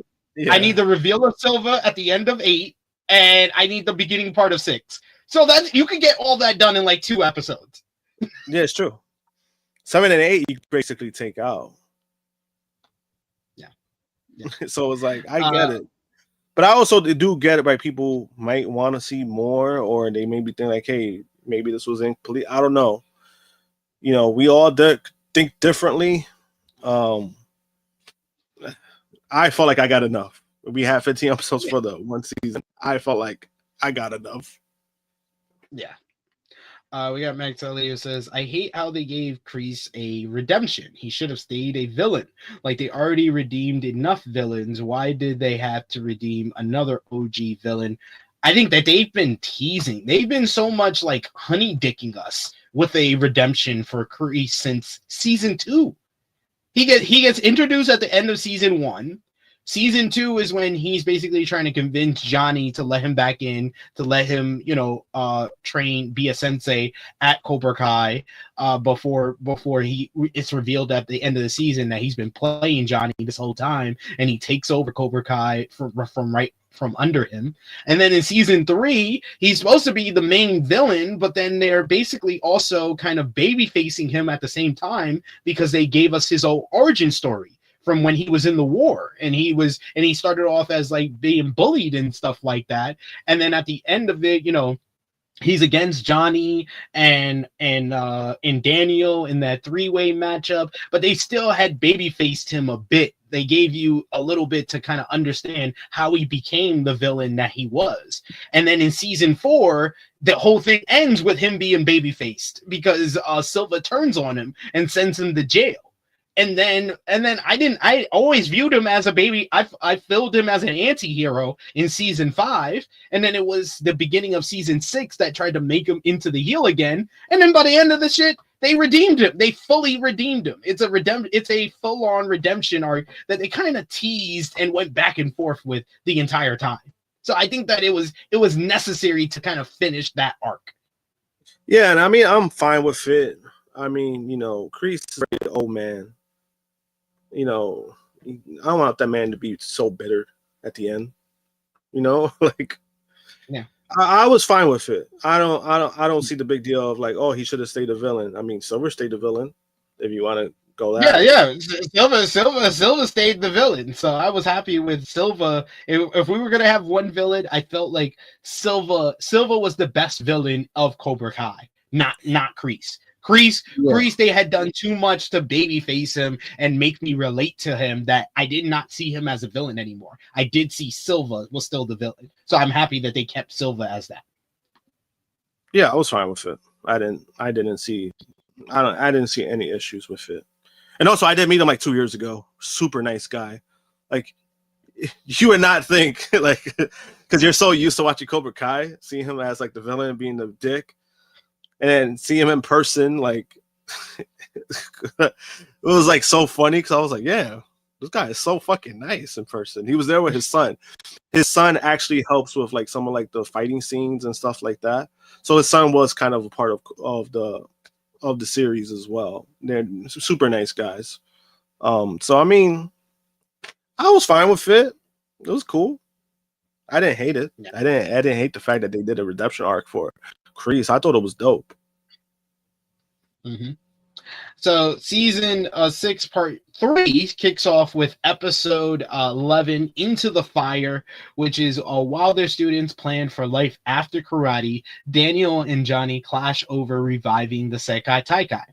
Kreese reconsiders his guiding principles all at the same time. So Kreese is basically really kind of reflecting on his decisions because he feels responsible for Kwan's death because it was his knife. He basically put the battery in Kwan's back to kind of make him the great fighter that he was, but it basically played off all of his anger that he had throughout his life. And he was basically an orphan because he had no family when they basically do the funeral and stuff like that. So Kreese is basically reconsidering all his decisions and his principles. Meanwhile, Kim Jong feels like his whole karate has been disgraced by Kreese and Kwan being murdered at his own hands and by his own knife that he gave to Kreese. So he wants Kim Dong-un to basically kill Kreese, is to take over and be the sensei. But Kim Dong-un decides she's got to kill her grandfather. After her grandfather basically yoked her up when she was a kid, he tried to yoke her up again, and she just hit him with the take that nigga. And then he's like, I'm still old. I'm still the same age that I was when Kreese was younger. He's dead. He's out of here. So Kim Dong-un is going to take over, but she doesn't want to be in the Sakai Taikai because Sakai Taikai is basically going to be done because Gunther is like away. He's getting a massage when Terry Silva basically approaches him and be like, do you really want your legacy with the Sakai Taikai to be that you're the one that it all ended for? And Gunther says, all right, you caught me at a vulnerable state. I will reinstate it, but all the senseis that were left in have to agree to bring it back. So that leads to basically Silva coming up and approaching Johnny, and he basically is faking as he's like somebody that needs a test drive at LaRusso Auto. We see that Danny is basically trying to forget about everything about discovering that he basically turned over a dead child. He's trying to focus on LaRusso Autos. He doesn't even want to give out the bonsai trees because he has like this weird relationship with Miyagi after finding out that he killed someone in the Sakai Taikai, and he just saw someone get killed at the Sakai Taikai. So he has a weird relationship with Miyagi now. But you could tell that he's having his own issues. And meanwhile, Johnny is basically approached by Silva like, do you know you're still a fighter? You know you still want to get in this fight, and we can bring back the Sakai Taikai. I just need you to get Danny to agree. So Johnny sets up a meeting with Danny and himself and Silva. We found out that Silva is dying and that this is his last dying wish. Like all he has left is a win and his legacy. So that's all he has left. So he just wants this one last thing, and he's like, he'll let them think about it. I love that Johnny, you can see the growth of Johnny even through this episode where he's like, it's up to you. He's like, whatever you want to do, Daniel. He's like, I'm with you. We are partners now. So whatever you want to do, we could do it. So it ends with like a whole big party at the LaRusso Autos when the kids finally find out that the Sakai Taikai might come back, and Daniel's like, it's up to y'all. It's up to the kids. And the kids are like, they look at each other and they're like, yep, we're down for the fight. So Miyagi-Do is back in the Sakai Taikai. So what did you think about episode 11, Into the Fire? I enjoyed it. I like the fact that this chick killed her grandfather. Like that part was pretty, I'm not gonna lie, I did kind of lie because the way they made it seem like it was like kind of dramatic, and he's like looking at her. I forgot what he said. He said something before he died, right? And then he just like died. Yeah. So like, I mean, it was good. I like the fact that they played into that, like when they played into that, and then trying to get the tournament back together, because that was the kind of the last thought that I had. Like, oh shit, they're actually gonna like restart it in a sense. But I like the fact that they did that instead of like some kind of like random thing, or like, just not them doing it again. And then basically they gave LaRusso like the call, like, hey, if you want to do it, we'll do it here. we'll do it. You're like, like you choose the place, you choose whatever. And, that's basically kind of was like the selling point to that too. And then when they left it up to the students wanted to do it, it was kind of cool to see that, like, all right, fine. Like, this is going to be interesting. I wonder how the fuck they're going to do it. At first I thought they're going to like restart the whole thing. In a sense, I thought they were going to do that. I didn't know it was going to be like a continuation of like, all right, this is where we left off, and this is where the points that they had. So I thought that was pretty cool too. Like they focused on that and not trying to overdo what they did in part 2 again. Yeah.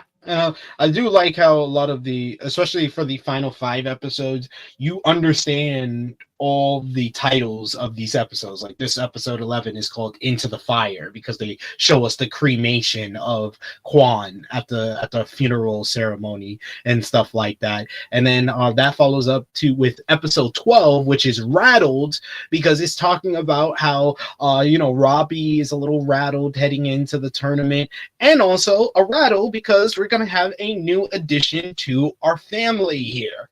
But you get early on in the episode, basically Carmen's mom is basically telling Johnny, you're bringing this child into a house of sin. So Johnny, we get one of the last final Johnny montages where he basically learns how to cook. He learns how to do all this stuff. He sets up a very elaborate proposal for Carmen, but he only to find out it's Carmen's mom that comes in, and he's telling her, yeah, I'm going to ask your daughter to get married, shows her the ring and stuff, and then he gets a call that the baby is actually here. The baby is born. So they go and meet. Her water broke. Yeah, her water broke. Her water broke. Well, the baby's coming, basically. So they go to the hospital and meet her, and Johnny basically is telling her, like, oh, he's dressed up because he wanted to ask her to get married, and she's like, of course. And he brings in everybody in. He actually went to see his friend Bobby, who is a priest, and he sets it up. He comes and he gets them married in the hospital room in front of Robbie, Miguel, Daniel, Amanda, Chosen, and all of them. Before that, you had Chosen is also rattled a bit because he is now obsessed with trash reality shows ever since getting his heart broken by Kumiko.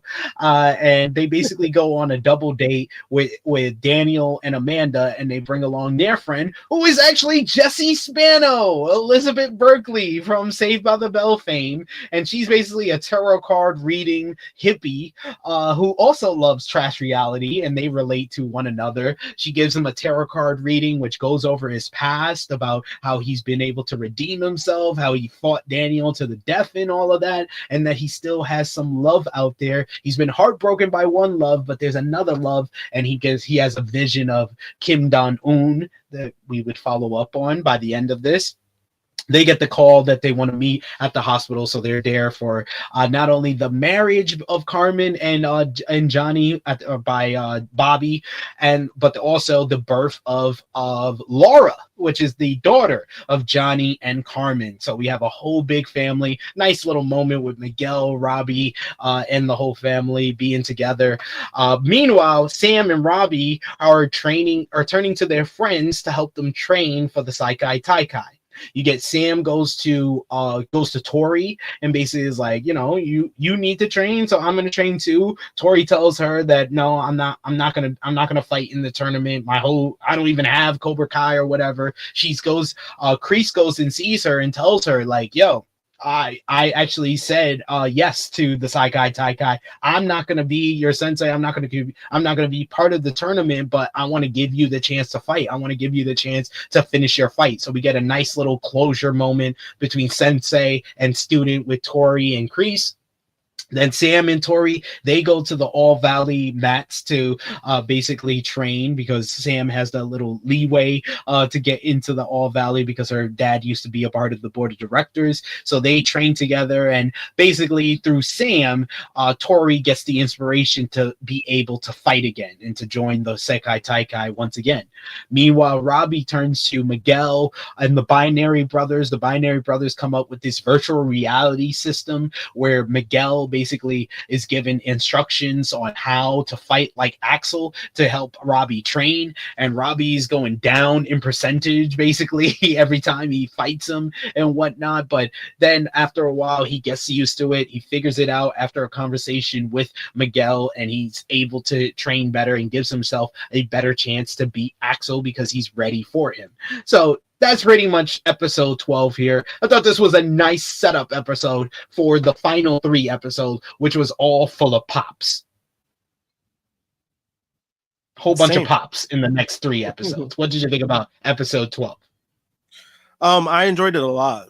And like you said, this episode kind of showed like the character development of Johnny overall when it comes to like how he started in the very first episode of season 1, where he's still kind of like stuck like in the 1980s. And then now you kind of see like he's matured, he's grown up, you know, and him being very serious about like his family and, you know, like what he has. That's what I enjoyed the most about it. And then, you know, like mom got involved when she was like, you know, like you're living a life of sin, because basically the aspect of having a child before marriage and stuff like that. You know, and he wanted to make it right. He didn't fight it. You saw like he wanted to make it right. Like he was doing everything. And this was Johnny, and like in season 2 or 3, he's not doing that shit. He's like, fuck that. Like, yeah. So you kind of see the changes he did with that. But I would say like when they got married, like that is definitely so Johnny. Like, hey, let's just do it now. Like in the hospital. But I like the way they did do it. Yeah, like very impulsive, but I like the way that they did do it, especially you know, the person that he knows, like the priest, like, you know, the pastor, you know, I thought that was a nice touch. Like at least you got people involved in the situation that you're familiar with, all the characters, everybody that all connects. I thought that was nice. It was nicely done, right? And then, you know, you have Kreese talking to Tori basically for the last time, right? He speaks to her to have like a one-on-one for the last time, and he tells her like he wanted her to like, you know, her fight. She wanted her, you know, he wanted her to win. Like that's why he still like he signed up, but they're not going to be there. So she was originally the only Cobra Kai member that was showing up, right? So I mean, they did that nicely, I thought. Like, you know, regardless, you know, but like you said, it made you look forward to the what was it, 3 episodes, right? 3 or 2 episodes.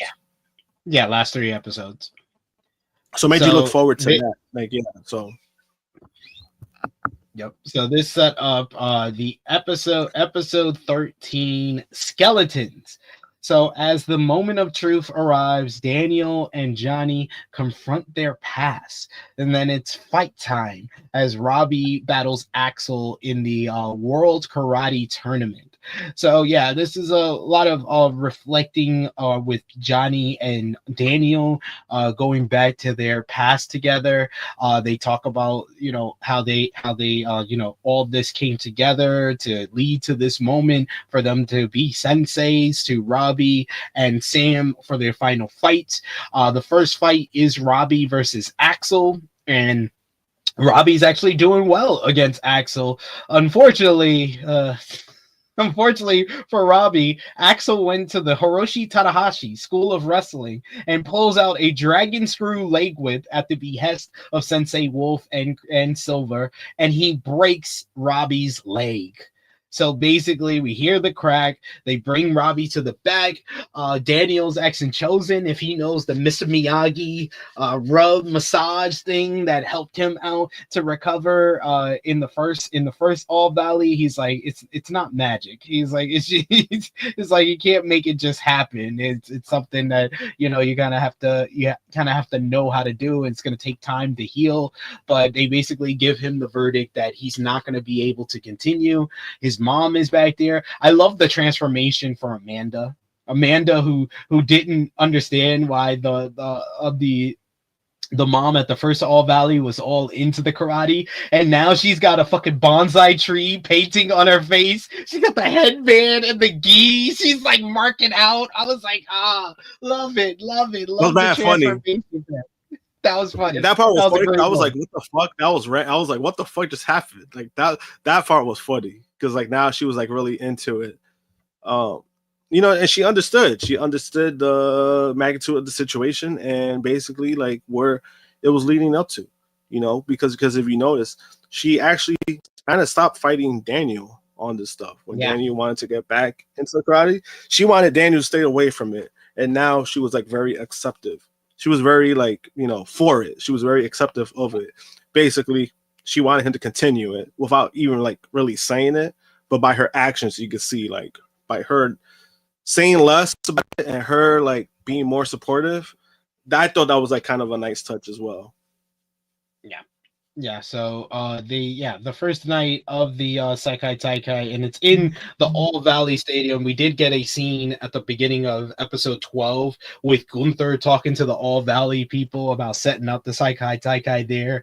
The black homie who's always upset when other people have to do the announcements. He's tight that Gunther is going to be the MC, and Gunther wants to fight him over it. He doesn't understand that he wants to do that, so he gets his ass kicked. So Gunther is the MC of the ceremonies here.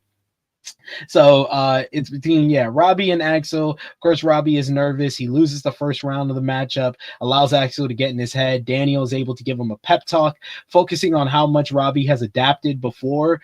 Daniel shares that Robbie can do that again. Karate has given Robbie so much to overcome, including turning a rival into his best friend and working with two styles of karate. This is nothing, right? Robbie goes in with a boost of confidence. He manages to get more points on the board, which shakes Axel a bit. Sensei Wolf makes it clear in the second break that Axel needs to do what has to be done to secure the victory. He whispers something to Axel, who isn't happy about what Wolf wants him to do. In the fight, Axel is able to get Robbie into position, damages his knee.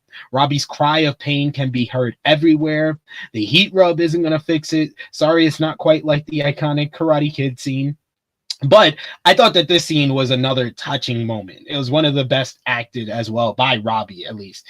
It's Robbie's time in the Sakai Taikai is over, but there's a beautiful moment between Robbie and Johnny where Robbie runs through everything that he's gained thanks to karate. He was like, he's got his friends through karate. He was able to form a good relationship with his dad. He able to get a girl that loves him. And he says this makes him a winner. And even Johnny agrees. And he's like, yo, you're taking this way better than I ever could. So I love the fact that they gave Robbie the same ending as his dad from the first Karate Kid, but Robbie is understanding how much karate has given to him, that it's not a loss for him. So I love that. I know there's Robbie fans that wanted him to finally get the win after so many times of Robbie getting in second place, but I felt like this was the right ending for Robbie in the tournament.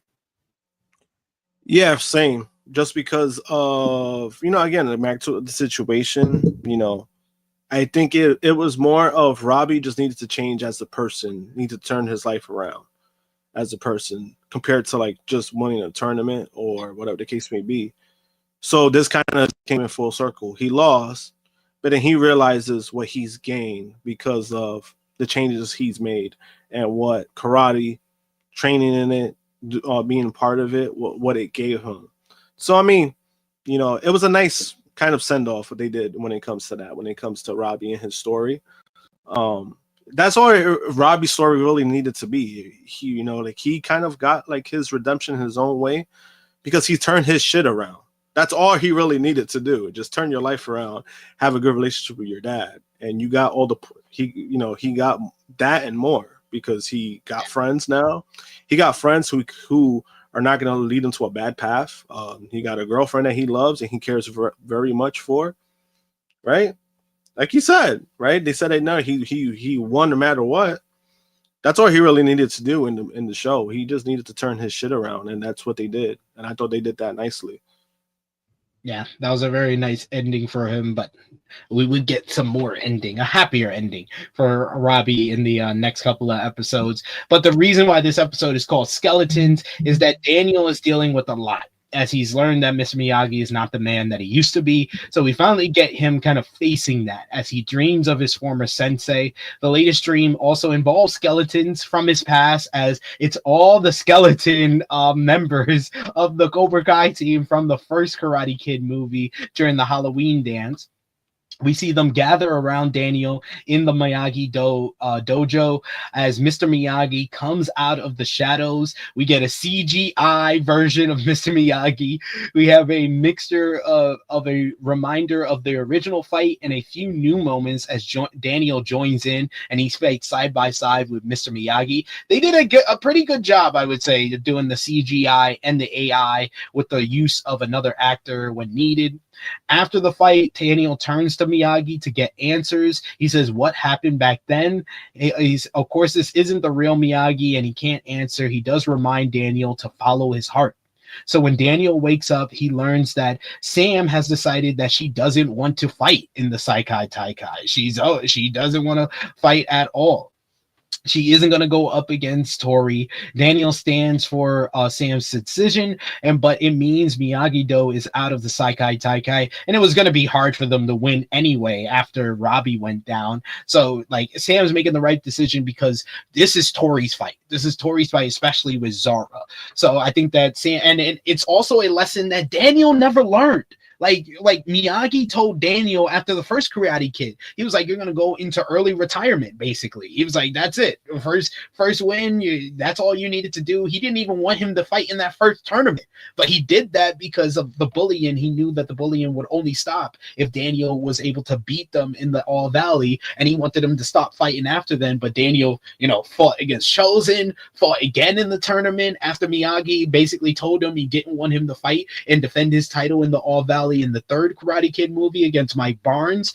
And then even when the Cobra Kai came back, when Cobra Kai comes back in the first season, Daniel wants to fight them again, and he still hasn't learned that lesson from Miyagi. So I thought it was very appropriate that Sam's ending in the tournament was her learning the lesson that Daniel never learned.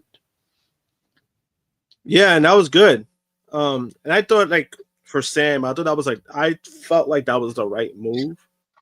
I thought that was the right move for me, but then also like her saying like she didn't want to fight, and then he was being like on board with it, and then she was even surprised like, "Oh, I thought you would like I'm surprised you're not saying like no, like you're supportive of it." But I thought that needed, right, because I know people talk about the rivalry between Sam and Tori and stuff like that. Right? People talk about that. But, I mean, at the end of the day, I think with certain characters, you need it to make sense. And I think that this makes sense because another fight between Sam and Tori, although I think it would have been cool to see, we've seen it before. And it's kind of one of those things where they're friends at this point. They're closer than ever. So it's not going to hit the same because they're not rivals anymore anyway. And she sees like how this is kind of more important for Tori, even though Tori like didn't want to be in the tournament, but she sees like this is something that Tori needs for herself because of everything that she's been through. But then also the person that's going to the finals, that's more her fight than hers. Yeah, exactly. That's why it made a whole lot of sense to me. And then Johnny Lawrence surprises everyone with his next move. While Johnny respects Daniel's decision, he doesn't know how not to fight. This was his dream, and now what does he do now that Miyagi-Do is basically out of the tournament? Then we get probably the scene of this whole entire series. The best scene of the entire series is next, because we get a conversation between Kreese and Johnny. Kreese helps Johnny figure out what the next move is, and it's one of the most emotional conversations you will ever see in a TV show. It's years of stuff that comes out of both men. Johnny has needed this for years, obviously, because he expresses that. Kreese may have thought that chokehold in the parking lot was the big issue for Johnny, but it was Kreese abandoning him afterward that hurt the most. He lost in the All Valley, the biggest loss of his career, but he handled it like a man. And even Kreese told him, "You handled that loss well. Like, you don't think you handled it well, but you did. You went up to Daniel and you said, 'You're all right, LaRusso.'" Johnny points out that Kreese threw him away like trash. Is there a way to make up for that? And Kreese has an idea, but he basically has to like tell him like, I'm sorry. It's basically a father telling a son like, I'm sorry I abandoned you. And Johnny never got over that. That hurt stayed with him. That's why we found the Johnny that we did in season 1, that he was completely lost for the next 30 years of his life, because of what happened that one night. It was the chokehold, and then Kreese basically leaving him and just leaving him lost without karate. He didn't have his friends anymore, and he was basically lost for the rest of his life until he found Cobra Kai again and found Miguel and found basically the son that he was the father that he never had. He never had the father in his own father because he was gone. He never had that father figure in Sid because Sid was a dickhead. He never had that father figure in Kreese because Kreese abandoned him, even though Kreese was probably the best father figure that he had when he was younger, because we saw the whole story from the first 2 seasons of how he was a bullied kid that found Cobra Kai, and Kreese was like a role model to him. So him abandoning him and then finally Kreese saying sorry and hugging him, that was just the look, the emotion, the tears on Zappa's face, like the actor. I gotta call him the actor. I can't call him Johnny Lawrence, because that was probably one of the best performances, the best acting performances we've seen in Cobra Kai between Kreese and Johnny here. What did you think about this emotional conversation before we get to the end of Skeletons? Same. I thought it was like, it was a long time coming, because even though, like Kreese has been around since season 2 and, like he's had him around, there was never like a real conversation between them. There was never like certain things. I think they'll say certain things or, the case may be, but it was never really known. It was never really made it to be out there. And then this kind of like all came in full circle where it was like he finally said, like him abandoning him, that's basically what fucked him up. Like it wasn't the fact that you gave me a chokehold, it was the fact that you left me after that. And I thought it was great. I thought both guys did great in the thing. Like I thought they did great in the scene. Like you kind of felt it, like you felt where he was coming from, because if you're a fan of the movies, you see how that happened, and then all these years we're seeing it now. I mean, it all came together nicely, and this is something that they both need, in a sense. Yeah, it was definitely needed for both characters. That was the closure that we needed for this relationship. That was such a big factor. The big relationship of Cobra Kai is Johnny and Daniel, but I felt like from the end of season 1, when Kreese comes in, Kreese and Johnny is just as important of a relationship for this whole entire show. And this whole entire show is about fathers and sons. It's about fathers and sons and that emotional bond. It was about Johnny having to redeem himself to Robbie, and Robbie finally getting the father that he always wanted. It was about Miguel, who never had that father figure, and Johnny came into his life and transformed his life, changed his life completely. And it also had to do with Johnny finding the father figure and finally accepting that Kreese was that for him, but Kreese having to redeem himself to Johnny for abandoning him all at the same time. I love how all of that rounded out in these final episodes and in this one scene as well. Same. So then we get the big ending as, can Kreese make up for it? He has a way. We end the episode learning that Cobra Kai has found a replacement captain. It's not going to just be Tori versus Zara of the Iron Dragons. Axel has one more match for him to do, as they found a replacement for Quan, and it is Miguel, because Miguel was originally with Cobra Kai, so he's able to fill in. And the sensei is the original sensei of Johnny Lawrence. We put together the whole loop. Like I said before, season 2 ends with Kreese taking Cobra Kai from out under Johnny Lawrence. So how does Kreese redeem himself to Johnny? he gives him Cobra Kai back. As Johnny Lawrence was the original sensei when it was brought back, the two are allowed to switch teams. Together with Tori, they will go up against the Iron Dragons, Axel and Zara. And that takes us into episode 14 and 15. But man, that ending when the OG Cobra Kai, Miguel back in the gi, Johnny back in the gi, the little bow to Kreese with the little smile at Tori, which is a callback to I think the first Karate Kid with Daniel looking over at Miyagi smiling at him, and it's Kreese this time smiling at Tori. All the feelings. What did you think about this ending? Oh man, it was crazy because even I was like, what the fuck? Like, I think at first I saw it and they were like, oh, that we found his replacement, right? So when they said it was Miguel, I was like, what the fuck? I was like, oh shit. I was watching it and then it was Johnny coming. I was like, oh damn. I was like, yo. I was like, yo, what the I was like, yo, this shit went full circle. I was like, holy shit, right? And then, like, I think when I was watching it, Wendy was, like, asking me, like, are they allowed to do that? Like, and then I was like, yeah, because they were former members. I was like, they're all former members. So I was like, so they could do that. It was fun, too. Silver was pissed about it because he's just like, it's mad funny, right? Because he's like bitching about it, but I'm just like, aren't you the same motherfucker that was finding loopholes yourself? Like, aren't you the same piece of shit that was doing all that?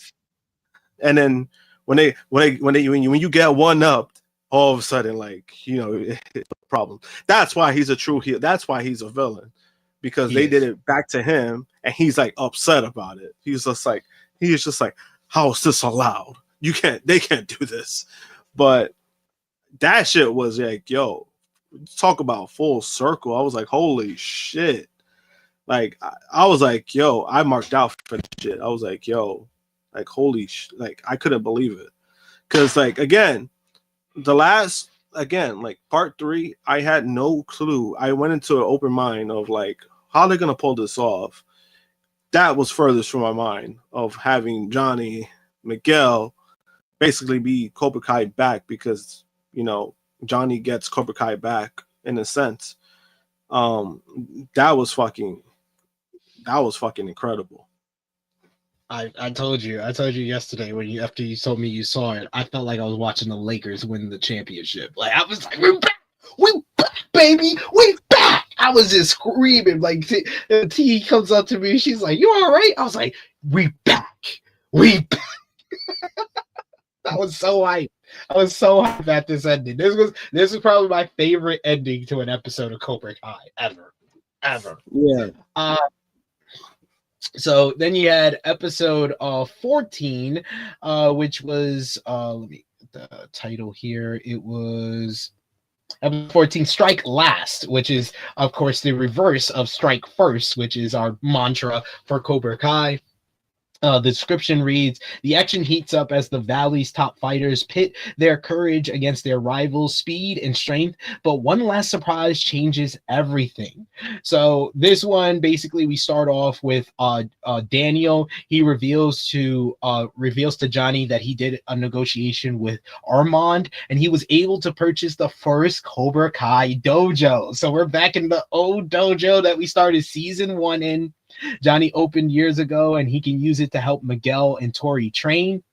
So we go through a bunch of training montages with all of them, and we get a couple of nice moments, like Tori. She's learning the drum technique from I think it's from Karate Kid 2, when Daniel went to Okinawa, and Sam is teaching her how to do it. And we get a nice moment where Tori like reflects on how much the LaRusso family has helped her despite her bitter rivalry with Sam. Sam is the person who's helping her train, and you know, how Amanda helped her get back into school, and Daniel, accepted her into Miyagi-Do despite her past with Sam and everything that she had done, and she really appreciates everything they did for her. We get a beautiful moment with Johnny and Miguel outside of the store where they first met, and he was talking about how when I first met you, you were wearing Pepto-Bismol as a hat, and now you've turned into an All-Valley champion, and you could potentially become a world champion.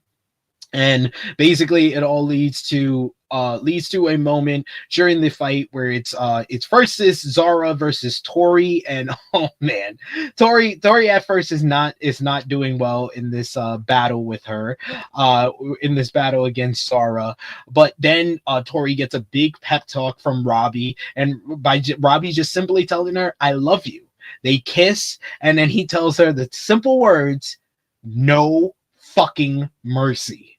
And Tori shows absolutely no mercy when she kicks the absolute shit out of Zara, including kicking her teeth out of her mouth, and then tells her, "Welcome to the Valley, bitch." As Tori is our female champion of the Sakai Taikai. So she ain't bad mouthing Tori no more.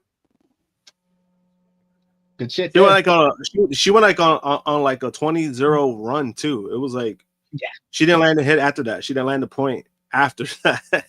And I love how when she comes back, she does the same stance that Sam put against her when they faced in the All Valley final. She was standing like that instead of her usual. She's usually like this, but she was like Sam. I was like, oh, she's about to go off. She's about to go ham on this young girl. And she did that. And then you get Miguel versus Axel. So during the matchup, Sensei Wolf berates Axel for showing sympathy towards an opponent, and he disparages Sam for quitting to fight as a disgrace to her dojo. Axel's not feeling any of that. He wants Axel to go after the spine of Miguel due to his injury past, but Miguel gets a big pep talk from Johnny, telling him, "Remember everything that I taught you." He was like, "You're not down." He was down by like 10 points at one point going into the final round, and he's like, "It's not over yet. You need to use everything that you learned." So we get this great final scene, great final fight between Miguel and Axel, where Miguel is remembering everything he learned, from getting drowned in the water in season 1 to his spine being cracked and Johnny helping him to walk again, how the kick techniques that he learned in season 1, and he uses everything to come back and not only come back from 10 down, but win and knock down Axel for the victory. So Tori and Miguel are your winners of the boys and girls division of the Sakai Taikai. Miguel and Tori are world champions. However, the two dojos are tied in points. So the organizers declare that they must have a sensei versus sensei battle. So it's going to be Johnny versus Sensei Wolf to decide the official winner of the Sakai Taikai. Because I was legit wondering. I was like, wait, we're getting both of these fights? I thought we were going to get like Tori and Zara in this fight and then Miguel and Axel in the final episode. But I was like, we got one more episode. How are we going to get if we're getting the boys and girls finals? And then they did the sensei. I was like, I kind of had a feeling when Miguel wins, I was like, but that doesn't know about the points. What about the points? And then it was like, oh, we have one way to determine. I was like, yep, they're doing sensei versus sensei. This makes sense. This makes a lot of sense. But that's not the ending of episode 14, folks. Because the ending is jaw-dropping, because Silva decides to have his boy Dennis, and it's revealed that Dennis is the one that burned down Mike Barnes's furniture shop, and he's going to get Dennis to kidnap Carmen and baby Laura. I was like, yo, this dude is the real true heel of this whole shit. Because he wants to blackmail Johnny into losing the fight. So it leads to we see that Dennis is knocked the fuck out and basically killed. by somebody. When Silva goes up on his yacht, he realizes that it's none other than John Kreese. Kreese is like, I knew you would try to do some stupid shit, some shady shit. So I'm here to stop all this. So it leads to one final fight between Kreese and Silva on the yacht. But it looks like Silva's getting the better of Kreese. He has him down on his back. He's choking him. Silva is trying to reach for his cigar. I'm thinking that he's gonna reach for his cigar and like ash it in his eye or something like that. No, he reaches for the cigar. He throws it to an open gas leak that's on the boat, and he kills them both in an explosion. This was fitting. This is not like the Quan death. This was the appropriate ending for Kreese and Silva, in my opinion. My jaw was on the floor at the end of this episode. What did you think? Oh, same. I couldn't fucking believe it. I was like, what the fuck just happened? I was like, yo, they're both dead. I was like, and then I think Wendy was like, oh, you think one of them maybe jumped off? I was like, no. I was like, I was like, if they jumped off, I was like, good luck to them because they're gonna look like fucking Two-Face from Batman. I was like, but that was insane. And I felt like that was, it might sound weird, but I felt like it was an appropriate ending for both. You know, Kreese got his redemption, but not only he got his redemption, he looked out for Johnny at the very end. He did it for Johnny, and he probably kind of knew like this was gonna be like his last like run, and he went out with a bang. Literally, he went out with a bang.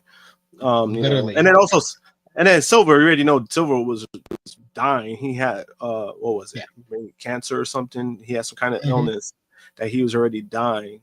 So, but the way they did that was insane. Like again, they did shit that I was like, I didn't see coming at all.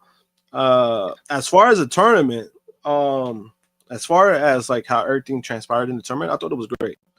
Miguel winning, and then what ended up happening was that when the things were tied, right?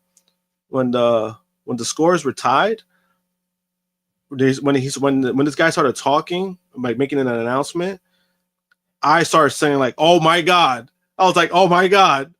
I know what they're doing. I was like, I know what they're doing. And he's like, when he's like, it's like, what are they gonna do? What are they gonna do? I was like, you're gonna see. And then once they announced the senseis are gonna fight, I was like, oh shit. I was like, what the fuck? I couldn't fucking believe it. I was like, like they really going full circle with this shit. Like they did already with him taking Cobra Kai, but you're talking about the ultimate redemption story that Johnny always needed. And I was like, oh shit, like they really going through with that. Like they fucking put their dick on the table and they're like, fuck it. Let's just have Johnny like get his big win. And that's what I loved about not only this, but like just like everything that transpired. Because remember, Cobra Kai the series started because of Johnny. Like this was the main person that he focused on. The focus was never on Daniel LaRusso. So his team really didn't need to win this. All this really needed to focus on Johnny. And it's called Cobra Kai. It's not called Miyagi-Do. So everything worked out the way it was supposed to. He's back in Cobra Kai. Now he's fighting for Cobra Kai. He can fight for them to become world champions, become internationally known and everything, and fully redeem himself for everything. Yeah, and then what I also liked about this too was basically the promo exchange between Silver and Daniel LaRusso, where they're talking and he's just like, oh, you did all this and Cobra Kai is about to win. Like basically he was trying to manipulate the situation, right? Yeah. Trying to make Daniel feel stupid and bad and all this stuff. But then Daniel dropped the line of Cobra Kai never dies. It never dies. I love the delivery of the line. He's like, well, you should know better than anyone. Cobra Kai never dies. That was like, I thought they did it perfectly, because remember in seasons past it was always Silver rattling LaRusso, and LaRusso didn't know how to ever handle himself. This time around, Daniel got him back with that line, and that's all he really needed. that was kind of like that shit reminded me of what happened on Wednesday between MJF and Hangman when MJF was like, what are you better than me at? He said, being real. And it No, he pissed said, off MJF. I'm real. Real. He said, I'm real. And then threw the microphone. That's what that reminded me of. Well, without the spitting part. But you know what I mean. Yes. So then we get our finale, episode 15 of season 6, X Degenerate. Fierce rivalries and fresh opportunities. Daniel and Johnny find themselves back where it all began, and the stakes are higher than ever before. So the episode starts off with a flashback to August 10th, 2017.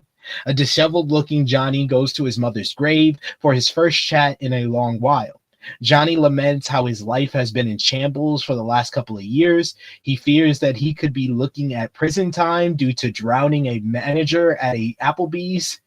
Johnny apologizes for disappointing Laura, for failing to get a second chance in life, as he feels he is far gone from making a comeback since high school. In the present day, Johnny looks over a photo album as Carmen passes Laura over to him so she can take a shower. As Johnny holds his infant daughter, he tells her about the big fight he has, realizing he cannot blow this second chance.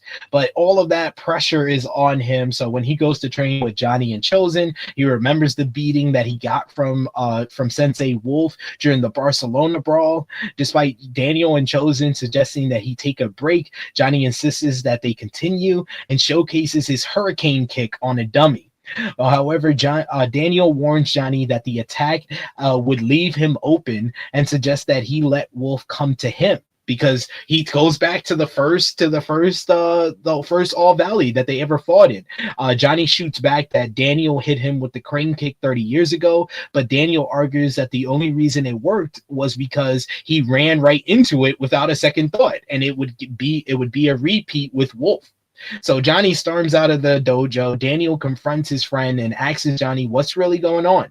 Johnny admits that the fight is stressing him out, as he fears he cannot win against Sensei Wolf due to the latter being younger and stronger. Seeing how stressed out Johnny is, Daniel brings up his favorite movie from the Rocky franchise, which is the first one. As even though Rocky did defeat Apollo, he still went the distance and won the respect of everyone who saw him do it. Realizing that he has people who care about him whether or not he wins, Johnny gets his focus back and resumes his training. So later that night, the LaRussos host a dinner with Johnny's family. He's too tired to even join them in dinner, but Miguel reveals that he got accepted to Stanford as he got the acceptance letter during the fight with Axel, and realized that he didn't need to win the Sakai Taikai to get admission, so kind of just debunking all of that. And then we finally get the reveal. Lucille gives Sam her graduation gift, which is a pearl necklace. Lucille reveals that it belonged to Mr. Miyagi's mother, given to him by his father in case he needed money in America. However, Miyagi kept the necklace and gave it to his wife, only for a guard to take it from her after she died in the internment camp while he was in war. This makes Daniel realize that the robbery and assault newspaper clipping were about Miyagi getting the necklace from the guard after the latter attacked him. Years later, Lucille received the necklace before Miyagi died and decided to give it to Sam upon her graduation. The next day, the tiebreaker round of the Sakai Taikai begins. Everyone in the valley is awaiting the big matchup. Tori and Robbie are signing autographs when a representative from Iron Branding offers them a sponsorship opportunity. And I believe Taylor Buchanan, he actually talked about the episode with the actor that plays Kenny Payne, and he said that the contract was for $750,000. That's why, and he said he didn't see that number until the scene was shot. So that's his real reaction to seeing that number when they do the scene. So that was a cool background story that he gave here. So with this great opportunity in front of them, the couple are more than happy to accept the representative's offer. Meanwhile, Gunther is apologizing to Daryl, the black guy from the All Valley, and he gives him the opportunity to be the MC for the tiebreaker round. Outside the arena, Dimitri runs into Yasmin, who has accepted the numerous apologies he gave to her about dancing with Maria, and they are ready to resume their relationship. Before that, actually, we get a nice little moment with Dimitri and Hawk and Moon, where Dimitri reveals he's not going to MIT. And I love that Moon called it TMI because he gives too much information about it. But he's not going to MIT. He's actually joining Hawk in going to Caltech. So the binary brothers are sticking together. Yeah. But then he has his whole reconciliation with Yasmin. And I think he went to Smash. Is it just me? Or Oh, he definitely did. he smashed, right? Okay. I just want to put that out there. Dimitri smash. So at least you did something right, sir. At least you did something right. In the locker room, Johnny's getting ready. Sensei Wolf confronts him. He basically gets under Johnny's skin by reminding him about being on the losing side and now being broadcast nationwide. Wolf pushes it too far when he says that Laura, his daughter, will call him a loser when he grows up, causing Johnny to lunge at the arrogant Iron Dragon sensei. However, Wolf locks him in an armbar and throws him into the lockers and say that he will deal with him on the mat. Both dojos enter the arena. The Miyagi-Do students and sensei are wearing the Cobra Kai gi, and we get to see Daniel LaRusso for the first time in the official competition Cobra Kai gi. That marked me the fuck out. I was like, oh, let's go. Wolf is surprised that Terry Silver isn't around. No one seems. We still don't know if any of them know what happened to Silver and Kreese. We don't know by the end of the series if they know what happened. Darrow announces that. Darrow announces that the tiebreaker will be all Valley rules, so 3 points will decide the winner. After the match begins, Wolf actions have successfully gotten to Johnny's head, so he scores 2 points with ease, but then he decides to toy with Johnny by using illegal moves to further humiliate him. After Daniel calls a timeout, he gives Johnny a Cobra Kai-esque pep talk, reminding him that there's no room for fear and stop being a pussy or losing in his dojo. With his fighting spirit reignited, Johnny manages to get the better of Wolf. He scores 2 points on his own. In the final timeout session, Daniel reminds Johnny not to rush into Wolf's action and Wolf's moves like he did at the All Valley all those years ago. With 1 point away from winning it all, Johnny faces Wolf as the latter prepares his Shalom sunset move. Johnny, realizing that this is similar to his fight with Daniel 30 years ago, he turns to Daniel and Daniel gives him the nod. He decides not to strike first for the first time in his whole entire life, but instead he lets Wolf come to him. Once Wolf is close enough, Daniel sweeps his leg. Shout out to Bobby. Sweep the leg. And then he manages to get Wolf confused enough for him to land his final point, which is a spinning back fist. With that, Cobra Kai wins the Sakai Taikai. Everyone celebrates Johnny's victory. As Wolf leaves after begrudgingly bowing to Johnny in respect, Johnny receives the Sakai Taikai trophy from Gunther and receives the recognition he wanted after 30 years. And we get the beautiful moment of Daniel going up to Johnny and saying, "You're all right, Lawrence." Oh, tears. Oh, my heart. My heart. 40 years in the making. Time after Sakai Taikai, everyone has gone off to new journeys. We get like post-credit scenes for everybody. Johnny purchases a new house for him, Carmen, to live in with Laura. Hawk and Dimitri drive to Caltech together to continue studying. Tori and Robbie are traveling the world under the new sponsorship deals. In South Korea, Kim Dong-un leads Cobra Kai her way, with Chosen coming to resume their relationship and potentially become a fellow sensei with her. At the airport, Sam is saying goodbye to her family as she prepares to go on a year abroad in Okinawa. However, Miguel surprises her by announcing that he is coming to spend the first 3 weeks with her before he goes to Stanford. Sam is more than happy that Miguel is coming with her, and the couple flies out to Okinawa for new adventures. Back in the valley, Cobra Kai is gaining new business and more students than they can handle. So Stingray is hired as a weekend sensei for beginners. I was like, where the fuck you been? I saw that. I was like, oh, this fucking guy. I was like, oh. And then Stingray, he tells everyone in line that there will be a new location opening up to accommodate new students. Inside the dojo, Johnny leads a new generation of Cobra Kai students with Kenny, Devin, and Anthony up front as the veterans of the group. In his gruff leadership, Johnny promises his new students that he will teach them the way of the karate, but under the new mentality he gained over the course of his journey. With that, Johnny revealed that everyone will be taught the defensive styling of Miyagi-Do under Daniel's mentorship, because we had a nice moment after the Sakai Taikai win where, Daniel was telling Amanda, it's all over now. And Amanda's like, no, you're always going to be a sensei. So basically telling him, giving him permission to keep Miyagi-Do going. And he basically will teach them the defensive stylings while Johnny will teach Cobra Kai's offensive styling. And with that, Johnny is ready to lead Cobra Kai the way he always wanted. Sometime later, Daniel and Johnny have lunch at a sushi restaurant discussing which students will represent which dojo in the next All Valley tournament. As Johnny leaves to go to the bathroom, Daniel sees a fly buzzing around him and recalls one of the first lessons Mr. Miyagi taught him when he started karate.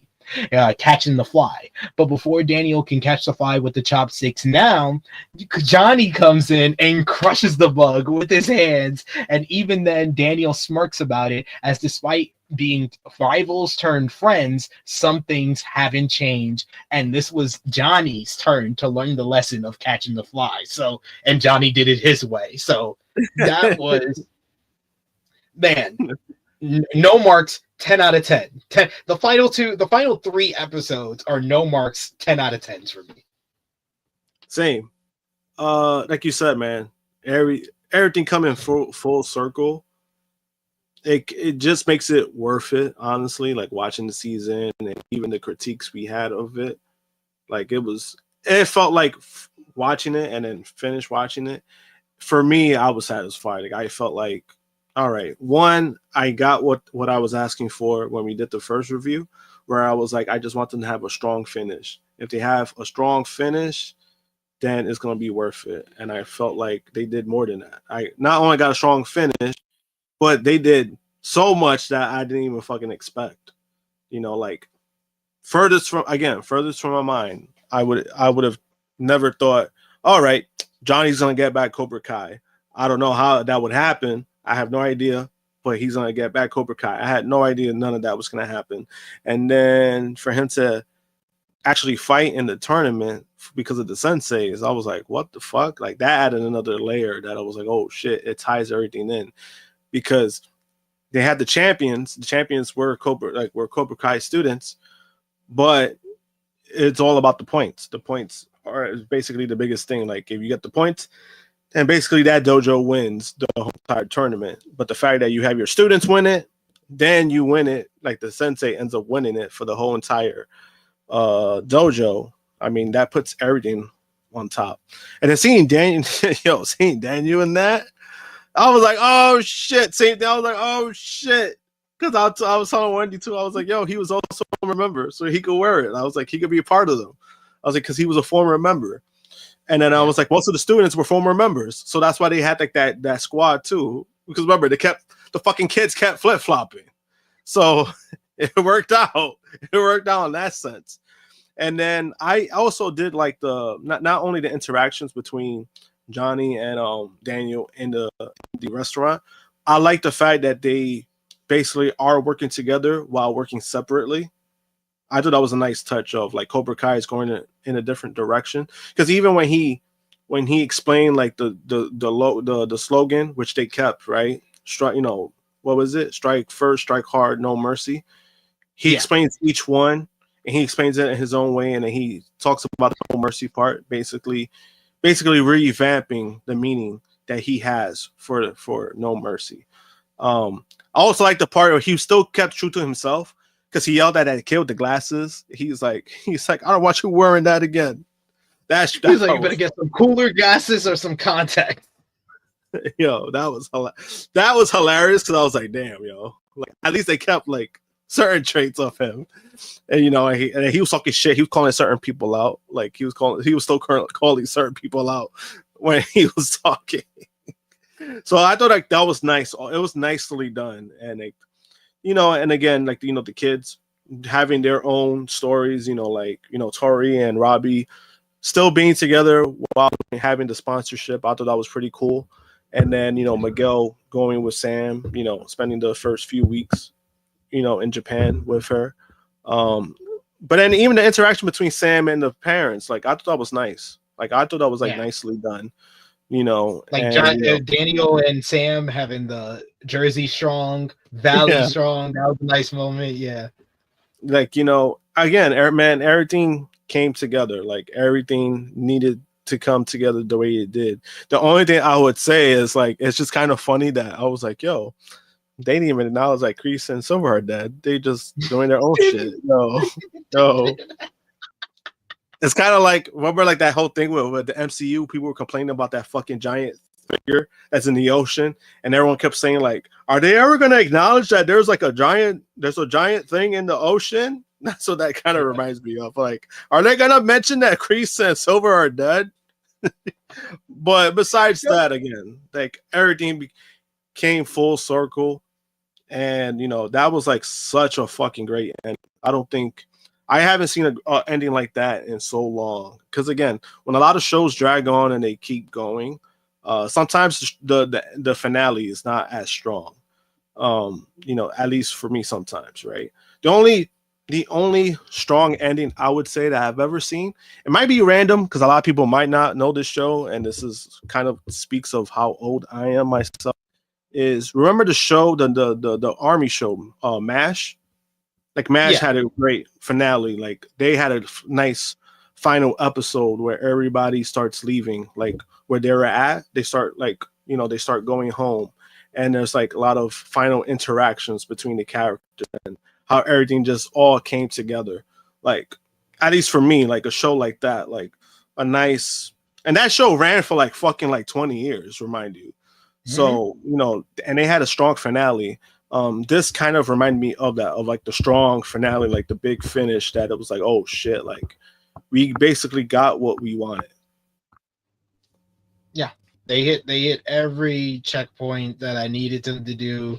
That was a great ending to the show. I have my issues with part 2, have my issues with part 1 of the season, but I can have no issues with part 3. They ended it the right way. So yeah, this was kind of all over the place, but still I would say good. So we're gonna do, to close things off, Josh, we're gonna do our thumbs up, thumbs down, thumbs in the middle for the entirety of season 6.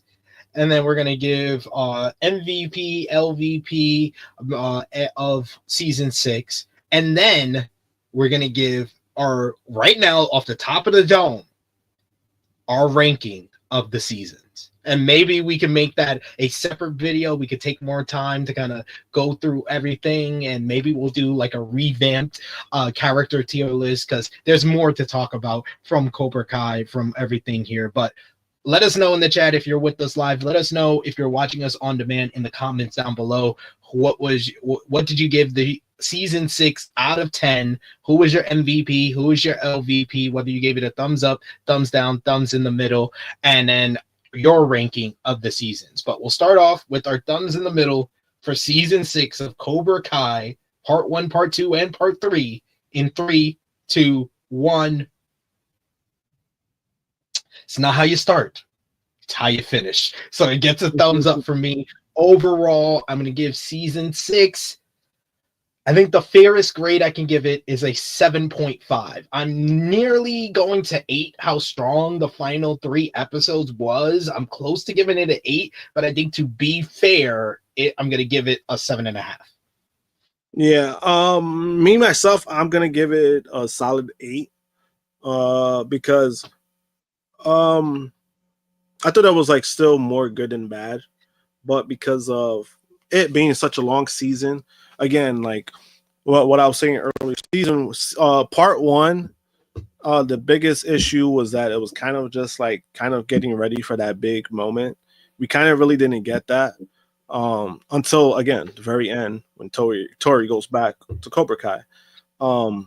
Then part 2 Part 2, I just felt like they were doing a little too much, too many things going on, too many problems going on, too much drama, just for the build up. And then the ending, again, the ending was very indifferent. There was people who were like shocked as fuck. And that wanted the shock factor, they got that. But then they also had people who were kind of doubting like the direction they were going. And then part 3, I mean, I thought all the episodes were great in part 3. I thought that wasn't really a bad episode. And again, the last 3 episodes, obviously the strongest out of the whole entire season. And, they had like you said, had a strong finish, one of the best finishes in a long time in a TV series. And, for being a fan of Karate Kid, being a fan of the show itself, I mean, everything came together. Like everything, it was fun to see, fun ride to see. And, like, I look forward to see what some of the actors end up doing with their careers, to be honest with you. A lot of them are young. A lot of them are already doing certain things with their careers. So I kind of look forward to that aspect too, to see where they go. And then also, we have the Karate Kid movie coming out, the new one. And that one's going to be interesting just because, again, like they already said, there's not going to be a lot of tie-ins with Cobra Kai. Maybe they're just saying that, maybe deep down. They're probably just saying that to keep things a surprise, maybe. But it's still cool to see Daniel LaRusso being back on the big screen. That would be cool to see. And the fact that you got Jackie Chan. I mean, I haven't seen Jackie Chan in fucking forever. So the fact that you're getting him back. And the movie looks good too. The movie looks really good. So I hope it worked. I hope it ends up like doing well in the box office. But overall, I'm satisfied with what I got from the season. Yeah. What would you give MVP for the season? MVP. I mean, I gotta give it to Johnny Lawrence, man. Like, I agree. Johnny Lawrence is my MVP of the season. LVP for the season, I'm gonna give it to Quan. Even though I hate Dimitri, I think Power Driver Finisher made a good point. He got laid, so can't give him LVP. He saved himself right at the end, getting laid. He got laid, and then he also kind of redeemed himself with his best friend, with Hawk. Mm-hmm. And he was unselfish. He went to the school that Hawk went to. Very big of him. Yeah. So he redeemed himself in that aspect too. LVP, I'm probably gonna give it to Silver because, man, you try to do a bunch of shit and then, bro, not only you lost, but then you died, and then your dojo still lost after you died. So that's couldn't even redeem you in passing. So like, yo. All right, so I will give my ranking first. All right, in sixth place, the worst season of Cobra Kai for me, I'm gonna go with season 3. Season 3, I think that the house fight is cool. The dynamics and the babyface turn of Hawk is tremendous, but they don't have the highs of the other seasons for me. There's just something. There's an oomph that's missing a bit from me for season 3. At fifth spot, easy. It's season 5. I felt like season 5 is like. It's not a lot. It is closing up the book and getting Silver out the valley, but you immediately kind of erase that with the first part of season 6. So I have to pick that at the 5 spot. I think that it is a debate between 3 and 5 for me for which one is the worst season. But none of these seasons are horrible. There's good stuff in them. I think that every season of Cobra Kai is at least at like a 4, like around 6.5 to 7 at the very least. That's like the least you would give a season of Cobra Kai. So 5 I got there. Then I will go at 4th place, season 6. I think season 6 has very high highs at the end, but the lows of it and the jumping the shark moment, I think, keeps it right in the middle. Then I'll go at the third spot. I'll go season 2. Season 2, the school fight.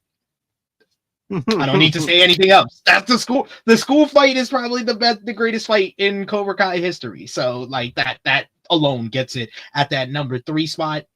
Number 2, I'll go season 1.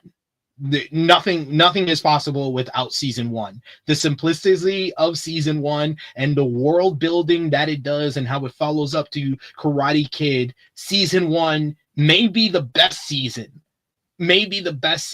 But I'm going to give the nod for the best season of Cobra Kai, season 4.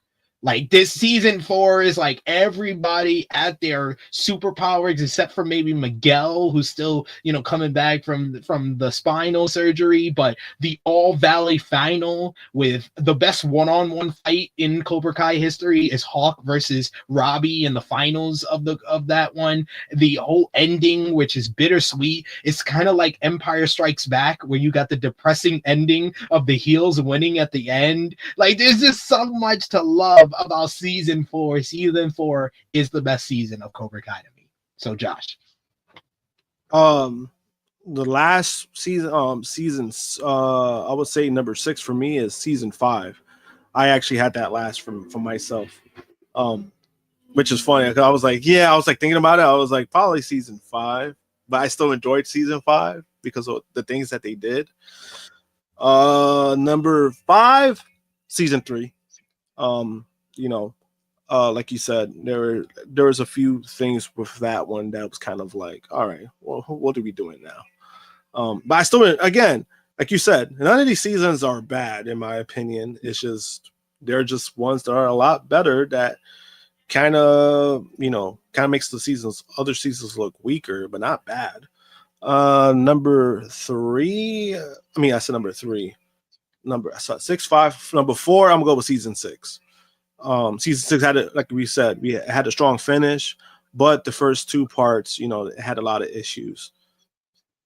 And basically part 3 basically saves the season, in my opinion. Number 3, which ones I was saying again? Number 3. So 6. So you said 5, 3, and 6. All right, so I'm up to number 3, right? 3. I'm up to number 3.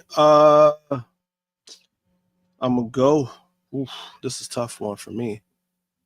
I'm going to go with season 2, because season 2 has a fucking school fight, and that was kind of like, for me, that was kind of for me like when I started watching Cobra Kai. That was the season that I was like, oh shit! Like now I was invested. Like it kept me invested. Yeah. That was the season that was like, holy shit. When I started watching Cobra Kai, I didn't watch season like when it was out. I didn't watch it from like when season 1 happened. I watched like when they were going into season 3. That's when I heard about it. When it first comes to Netflix, that's when I first watched it. Yeah, so like people were hyping it up and shit. So then when I watched it falling through, I was like, damn, that school fight was insane. And then number 2, I got the season 1 again, like you said. While season 1, none of this happens. But the fact, like, you kind of saw the direction they were going. It was the whole entire series was about Johnny's redemption arc. And also, Daniel was kind of a dick. He was a dick. He's the heel in season 1. Because he was so against like Johnny and all this shit, but you kind of understand why. But then it was kind of like, Johnny just wanted to better his life. He's not trying to do anything. But Johnny still was stuck in his own ways too, So like, I enjoyed season, especially that very first fight. He beats the shot at the kids. That was funny. I remember that. I was like, oh shit, this is what we're doing. All right, cool. I'm gonna keep watching. And number 1, easily season 4. Yeah. It seems like a lot of people are agreeing. Negro Bug says season 4 as his top spot. This show is definitely worth a watch if you haven't watched it already. But we want to thank all of y'all if you joined us live. Thank you if you're watching us on demand for our final review, season 6, part 2 and 3 of Cobra Kai. Josh, let everybody know where they can follow you on social media, when they might see you again. You can follow me, JMPunk321, mostly on Instagram for the moment. And I'll be back next Saturday for True Hill Heat episode 218, right? We're up to, I said 218. 318. Damn, 300, yeah, that's a lot of episodes. But yeah, 318. I'll be there next Saturday for that one. Yes, indeed. And you can follow me on the Twitter machine at TrueHillSP3. I will be back live on the True Hill Heat main channel, the True Hill Heat Wrestling YouTube channel, on Tuesday at 1:05 p.m. Eastern Time with Rated Raw Review, reviewing Monday Night Raw with Romeo. I'll also be there on Wednesday at 1:05 p.m. Eastern Time with Maggie of Fightful Overbooked, as we're going to preview WWE Elimination Chamber 2025. You got AE Ramble on Thursday, as per usual. We'll have a couple of THH cuts for you to enjoy. We got one dropping later today with the aforementioned Britt Baker, as me, Josh, and Chrissy discuss Britt Baker being done with AEW, from True Hill Heat. I believe that was 314 or 313. You'll see. Check it out. That's going to be up on the channel today, and we'll have a couple of more THH cuts that drop as well. But I want to thank you guys in the chat. Had fun conversations with all of you. Thank you to all of you who joined us live. Thank you if you're watching us on demand. Let us know in the comments down below what you thought about Cobra Kai Season 6, Part 2 and 3, and your ranking of every season of Cobra Kai. And let us know if you want to see some more Cobra Kai content here on True Hill Heat Sports and Entertainment, and hit the subscribe button for more. That last comment got me. I saw that. I started laughing. Firebear Finisher says one of the Cobra Kai's got a job in AEW. I think he's called Seedball Mike Bailey. Seedball, damn. Seedball. Oh, but yes, for Josh, it is me, your True Hill Phenom SP3. This has been our Cobra Kai Season 6, Part 2 and 3 review. We are signing off until next time.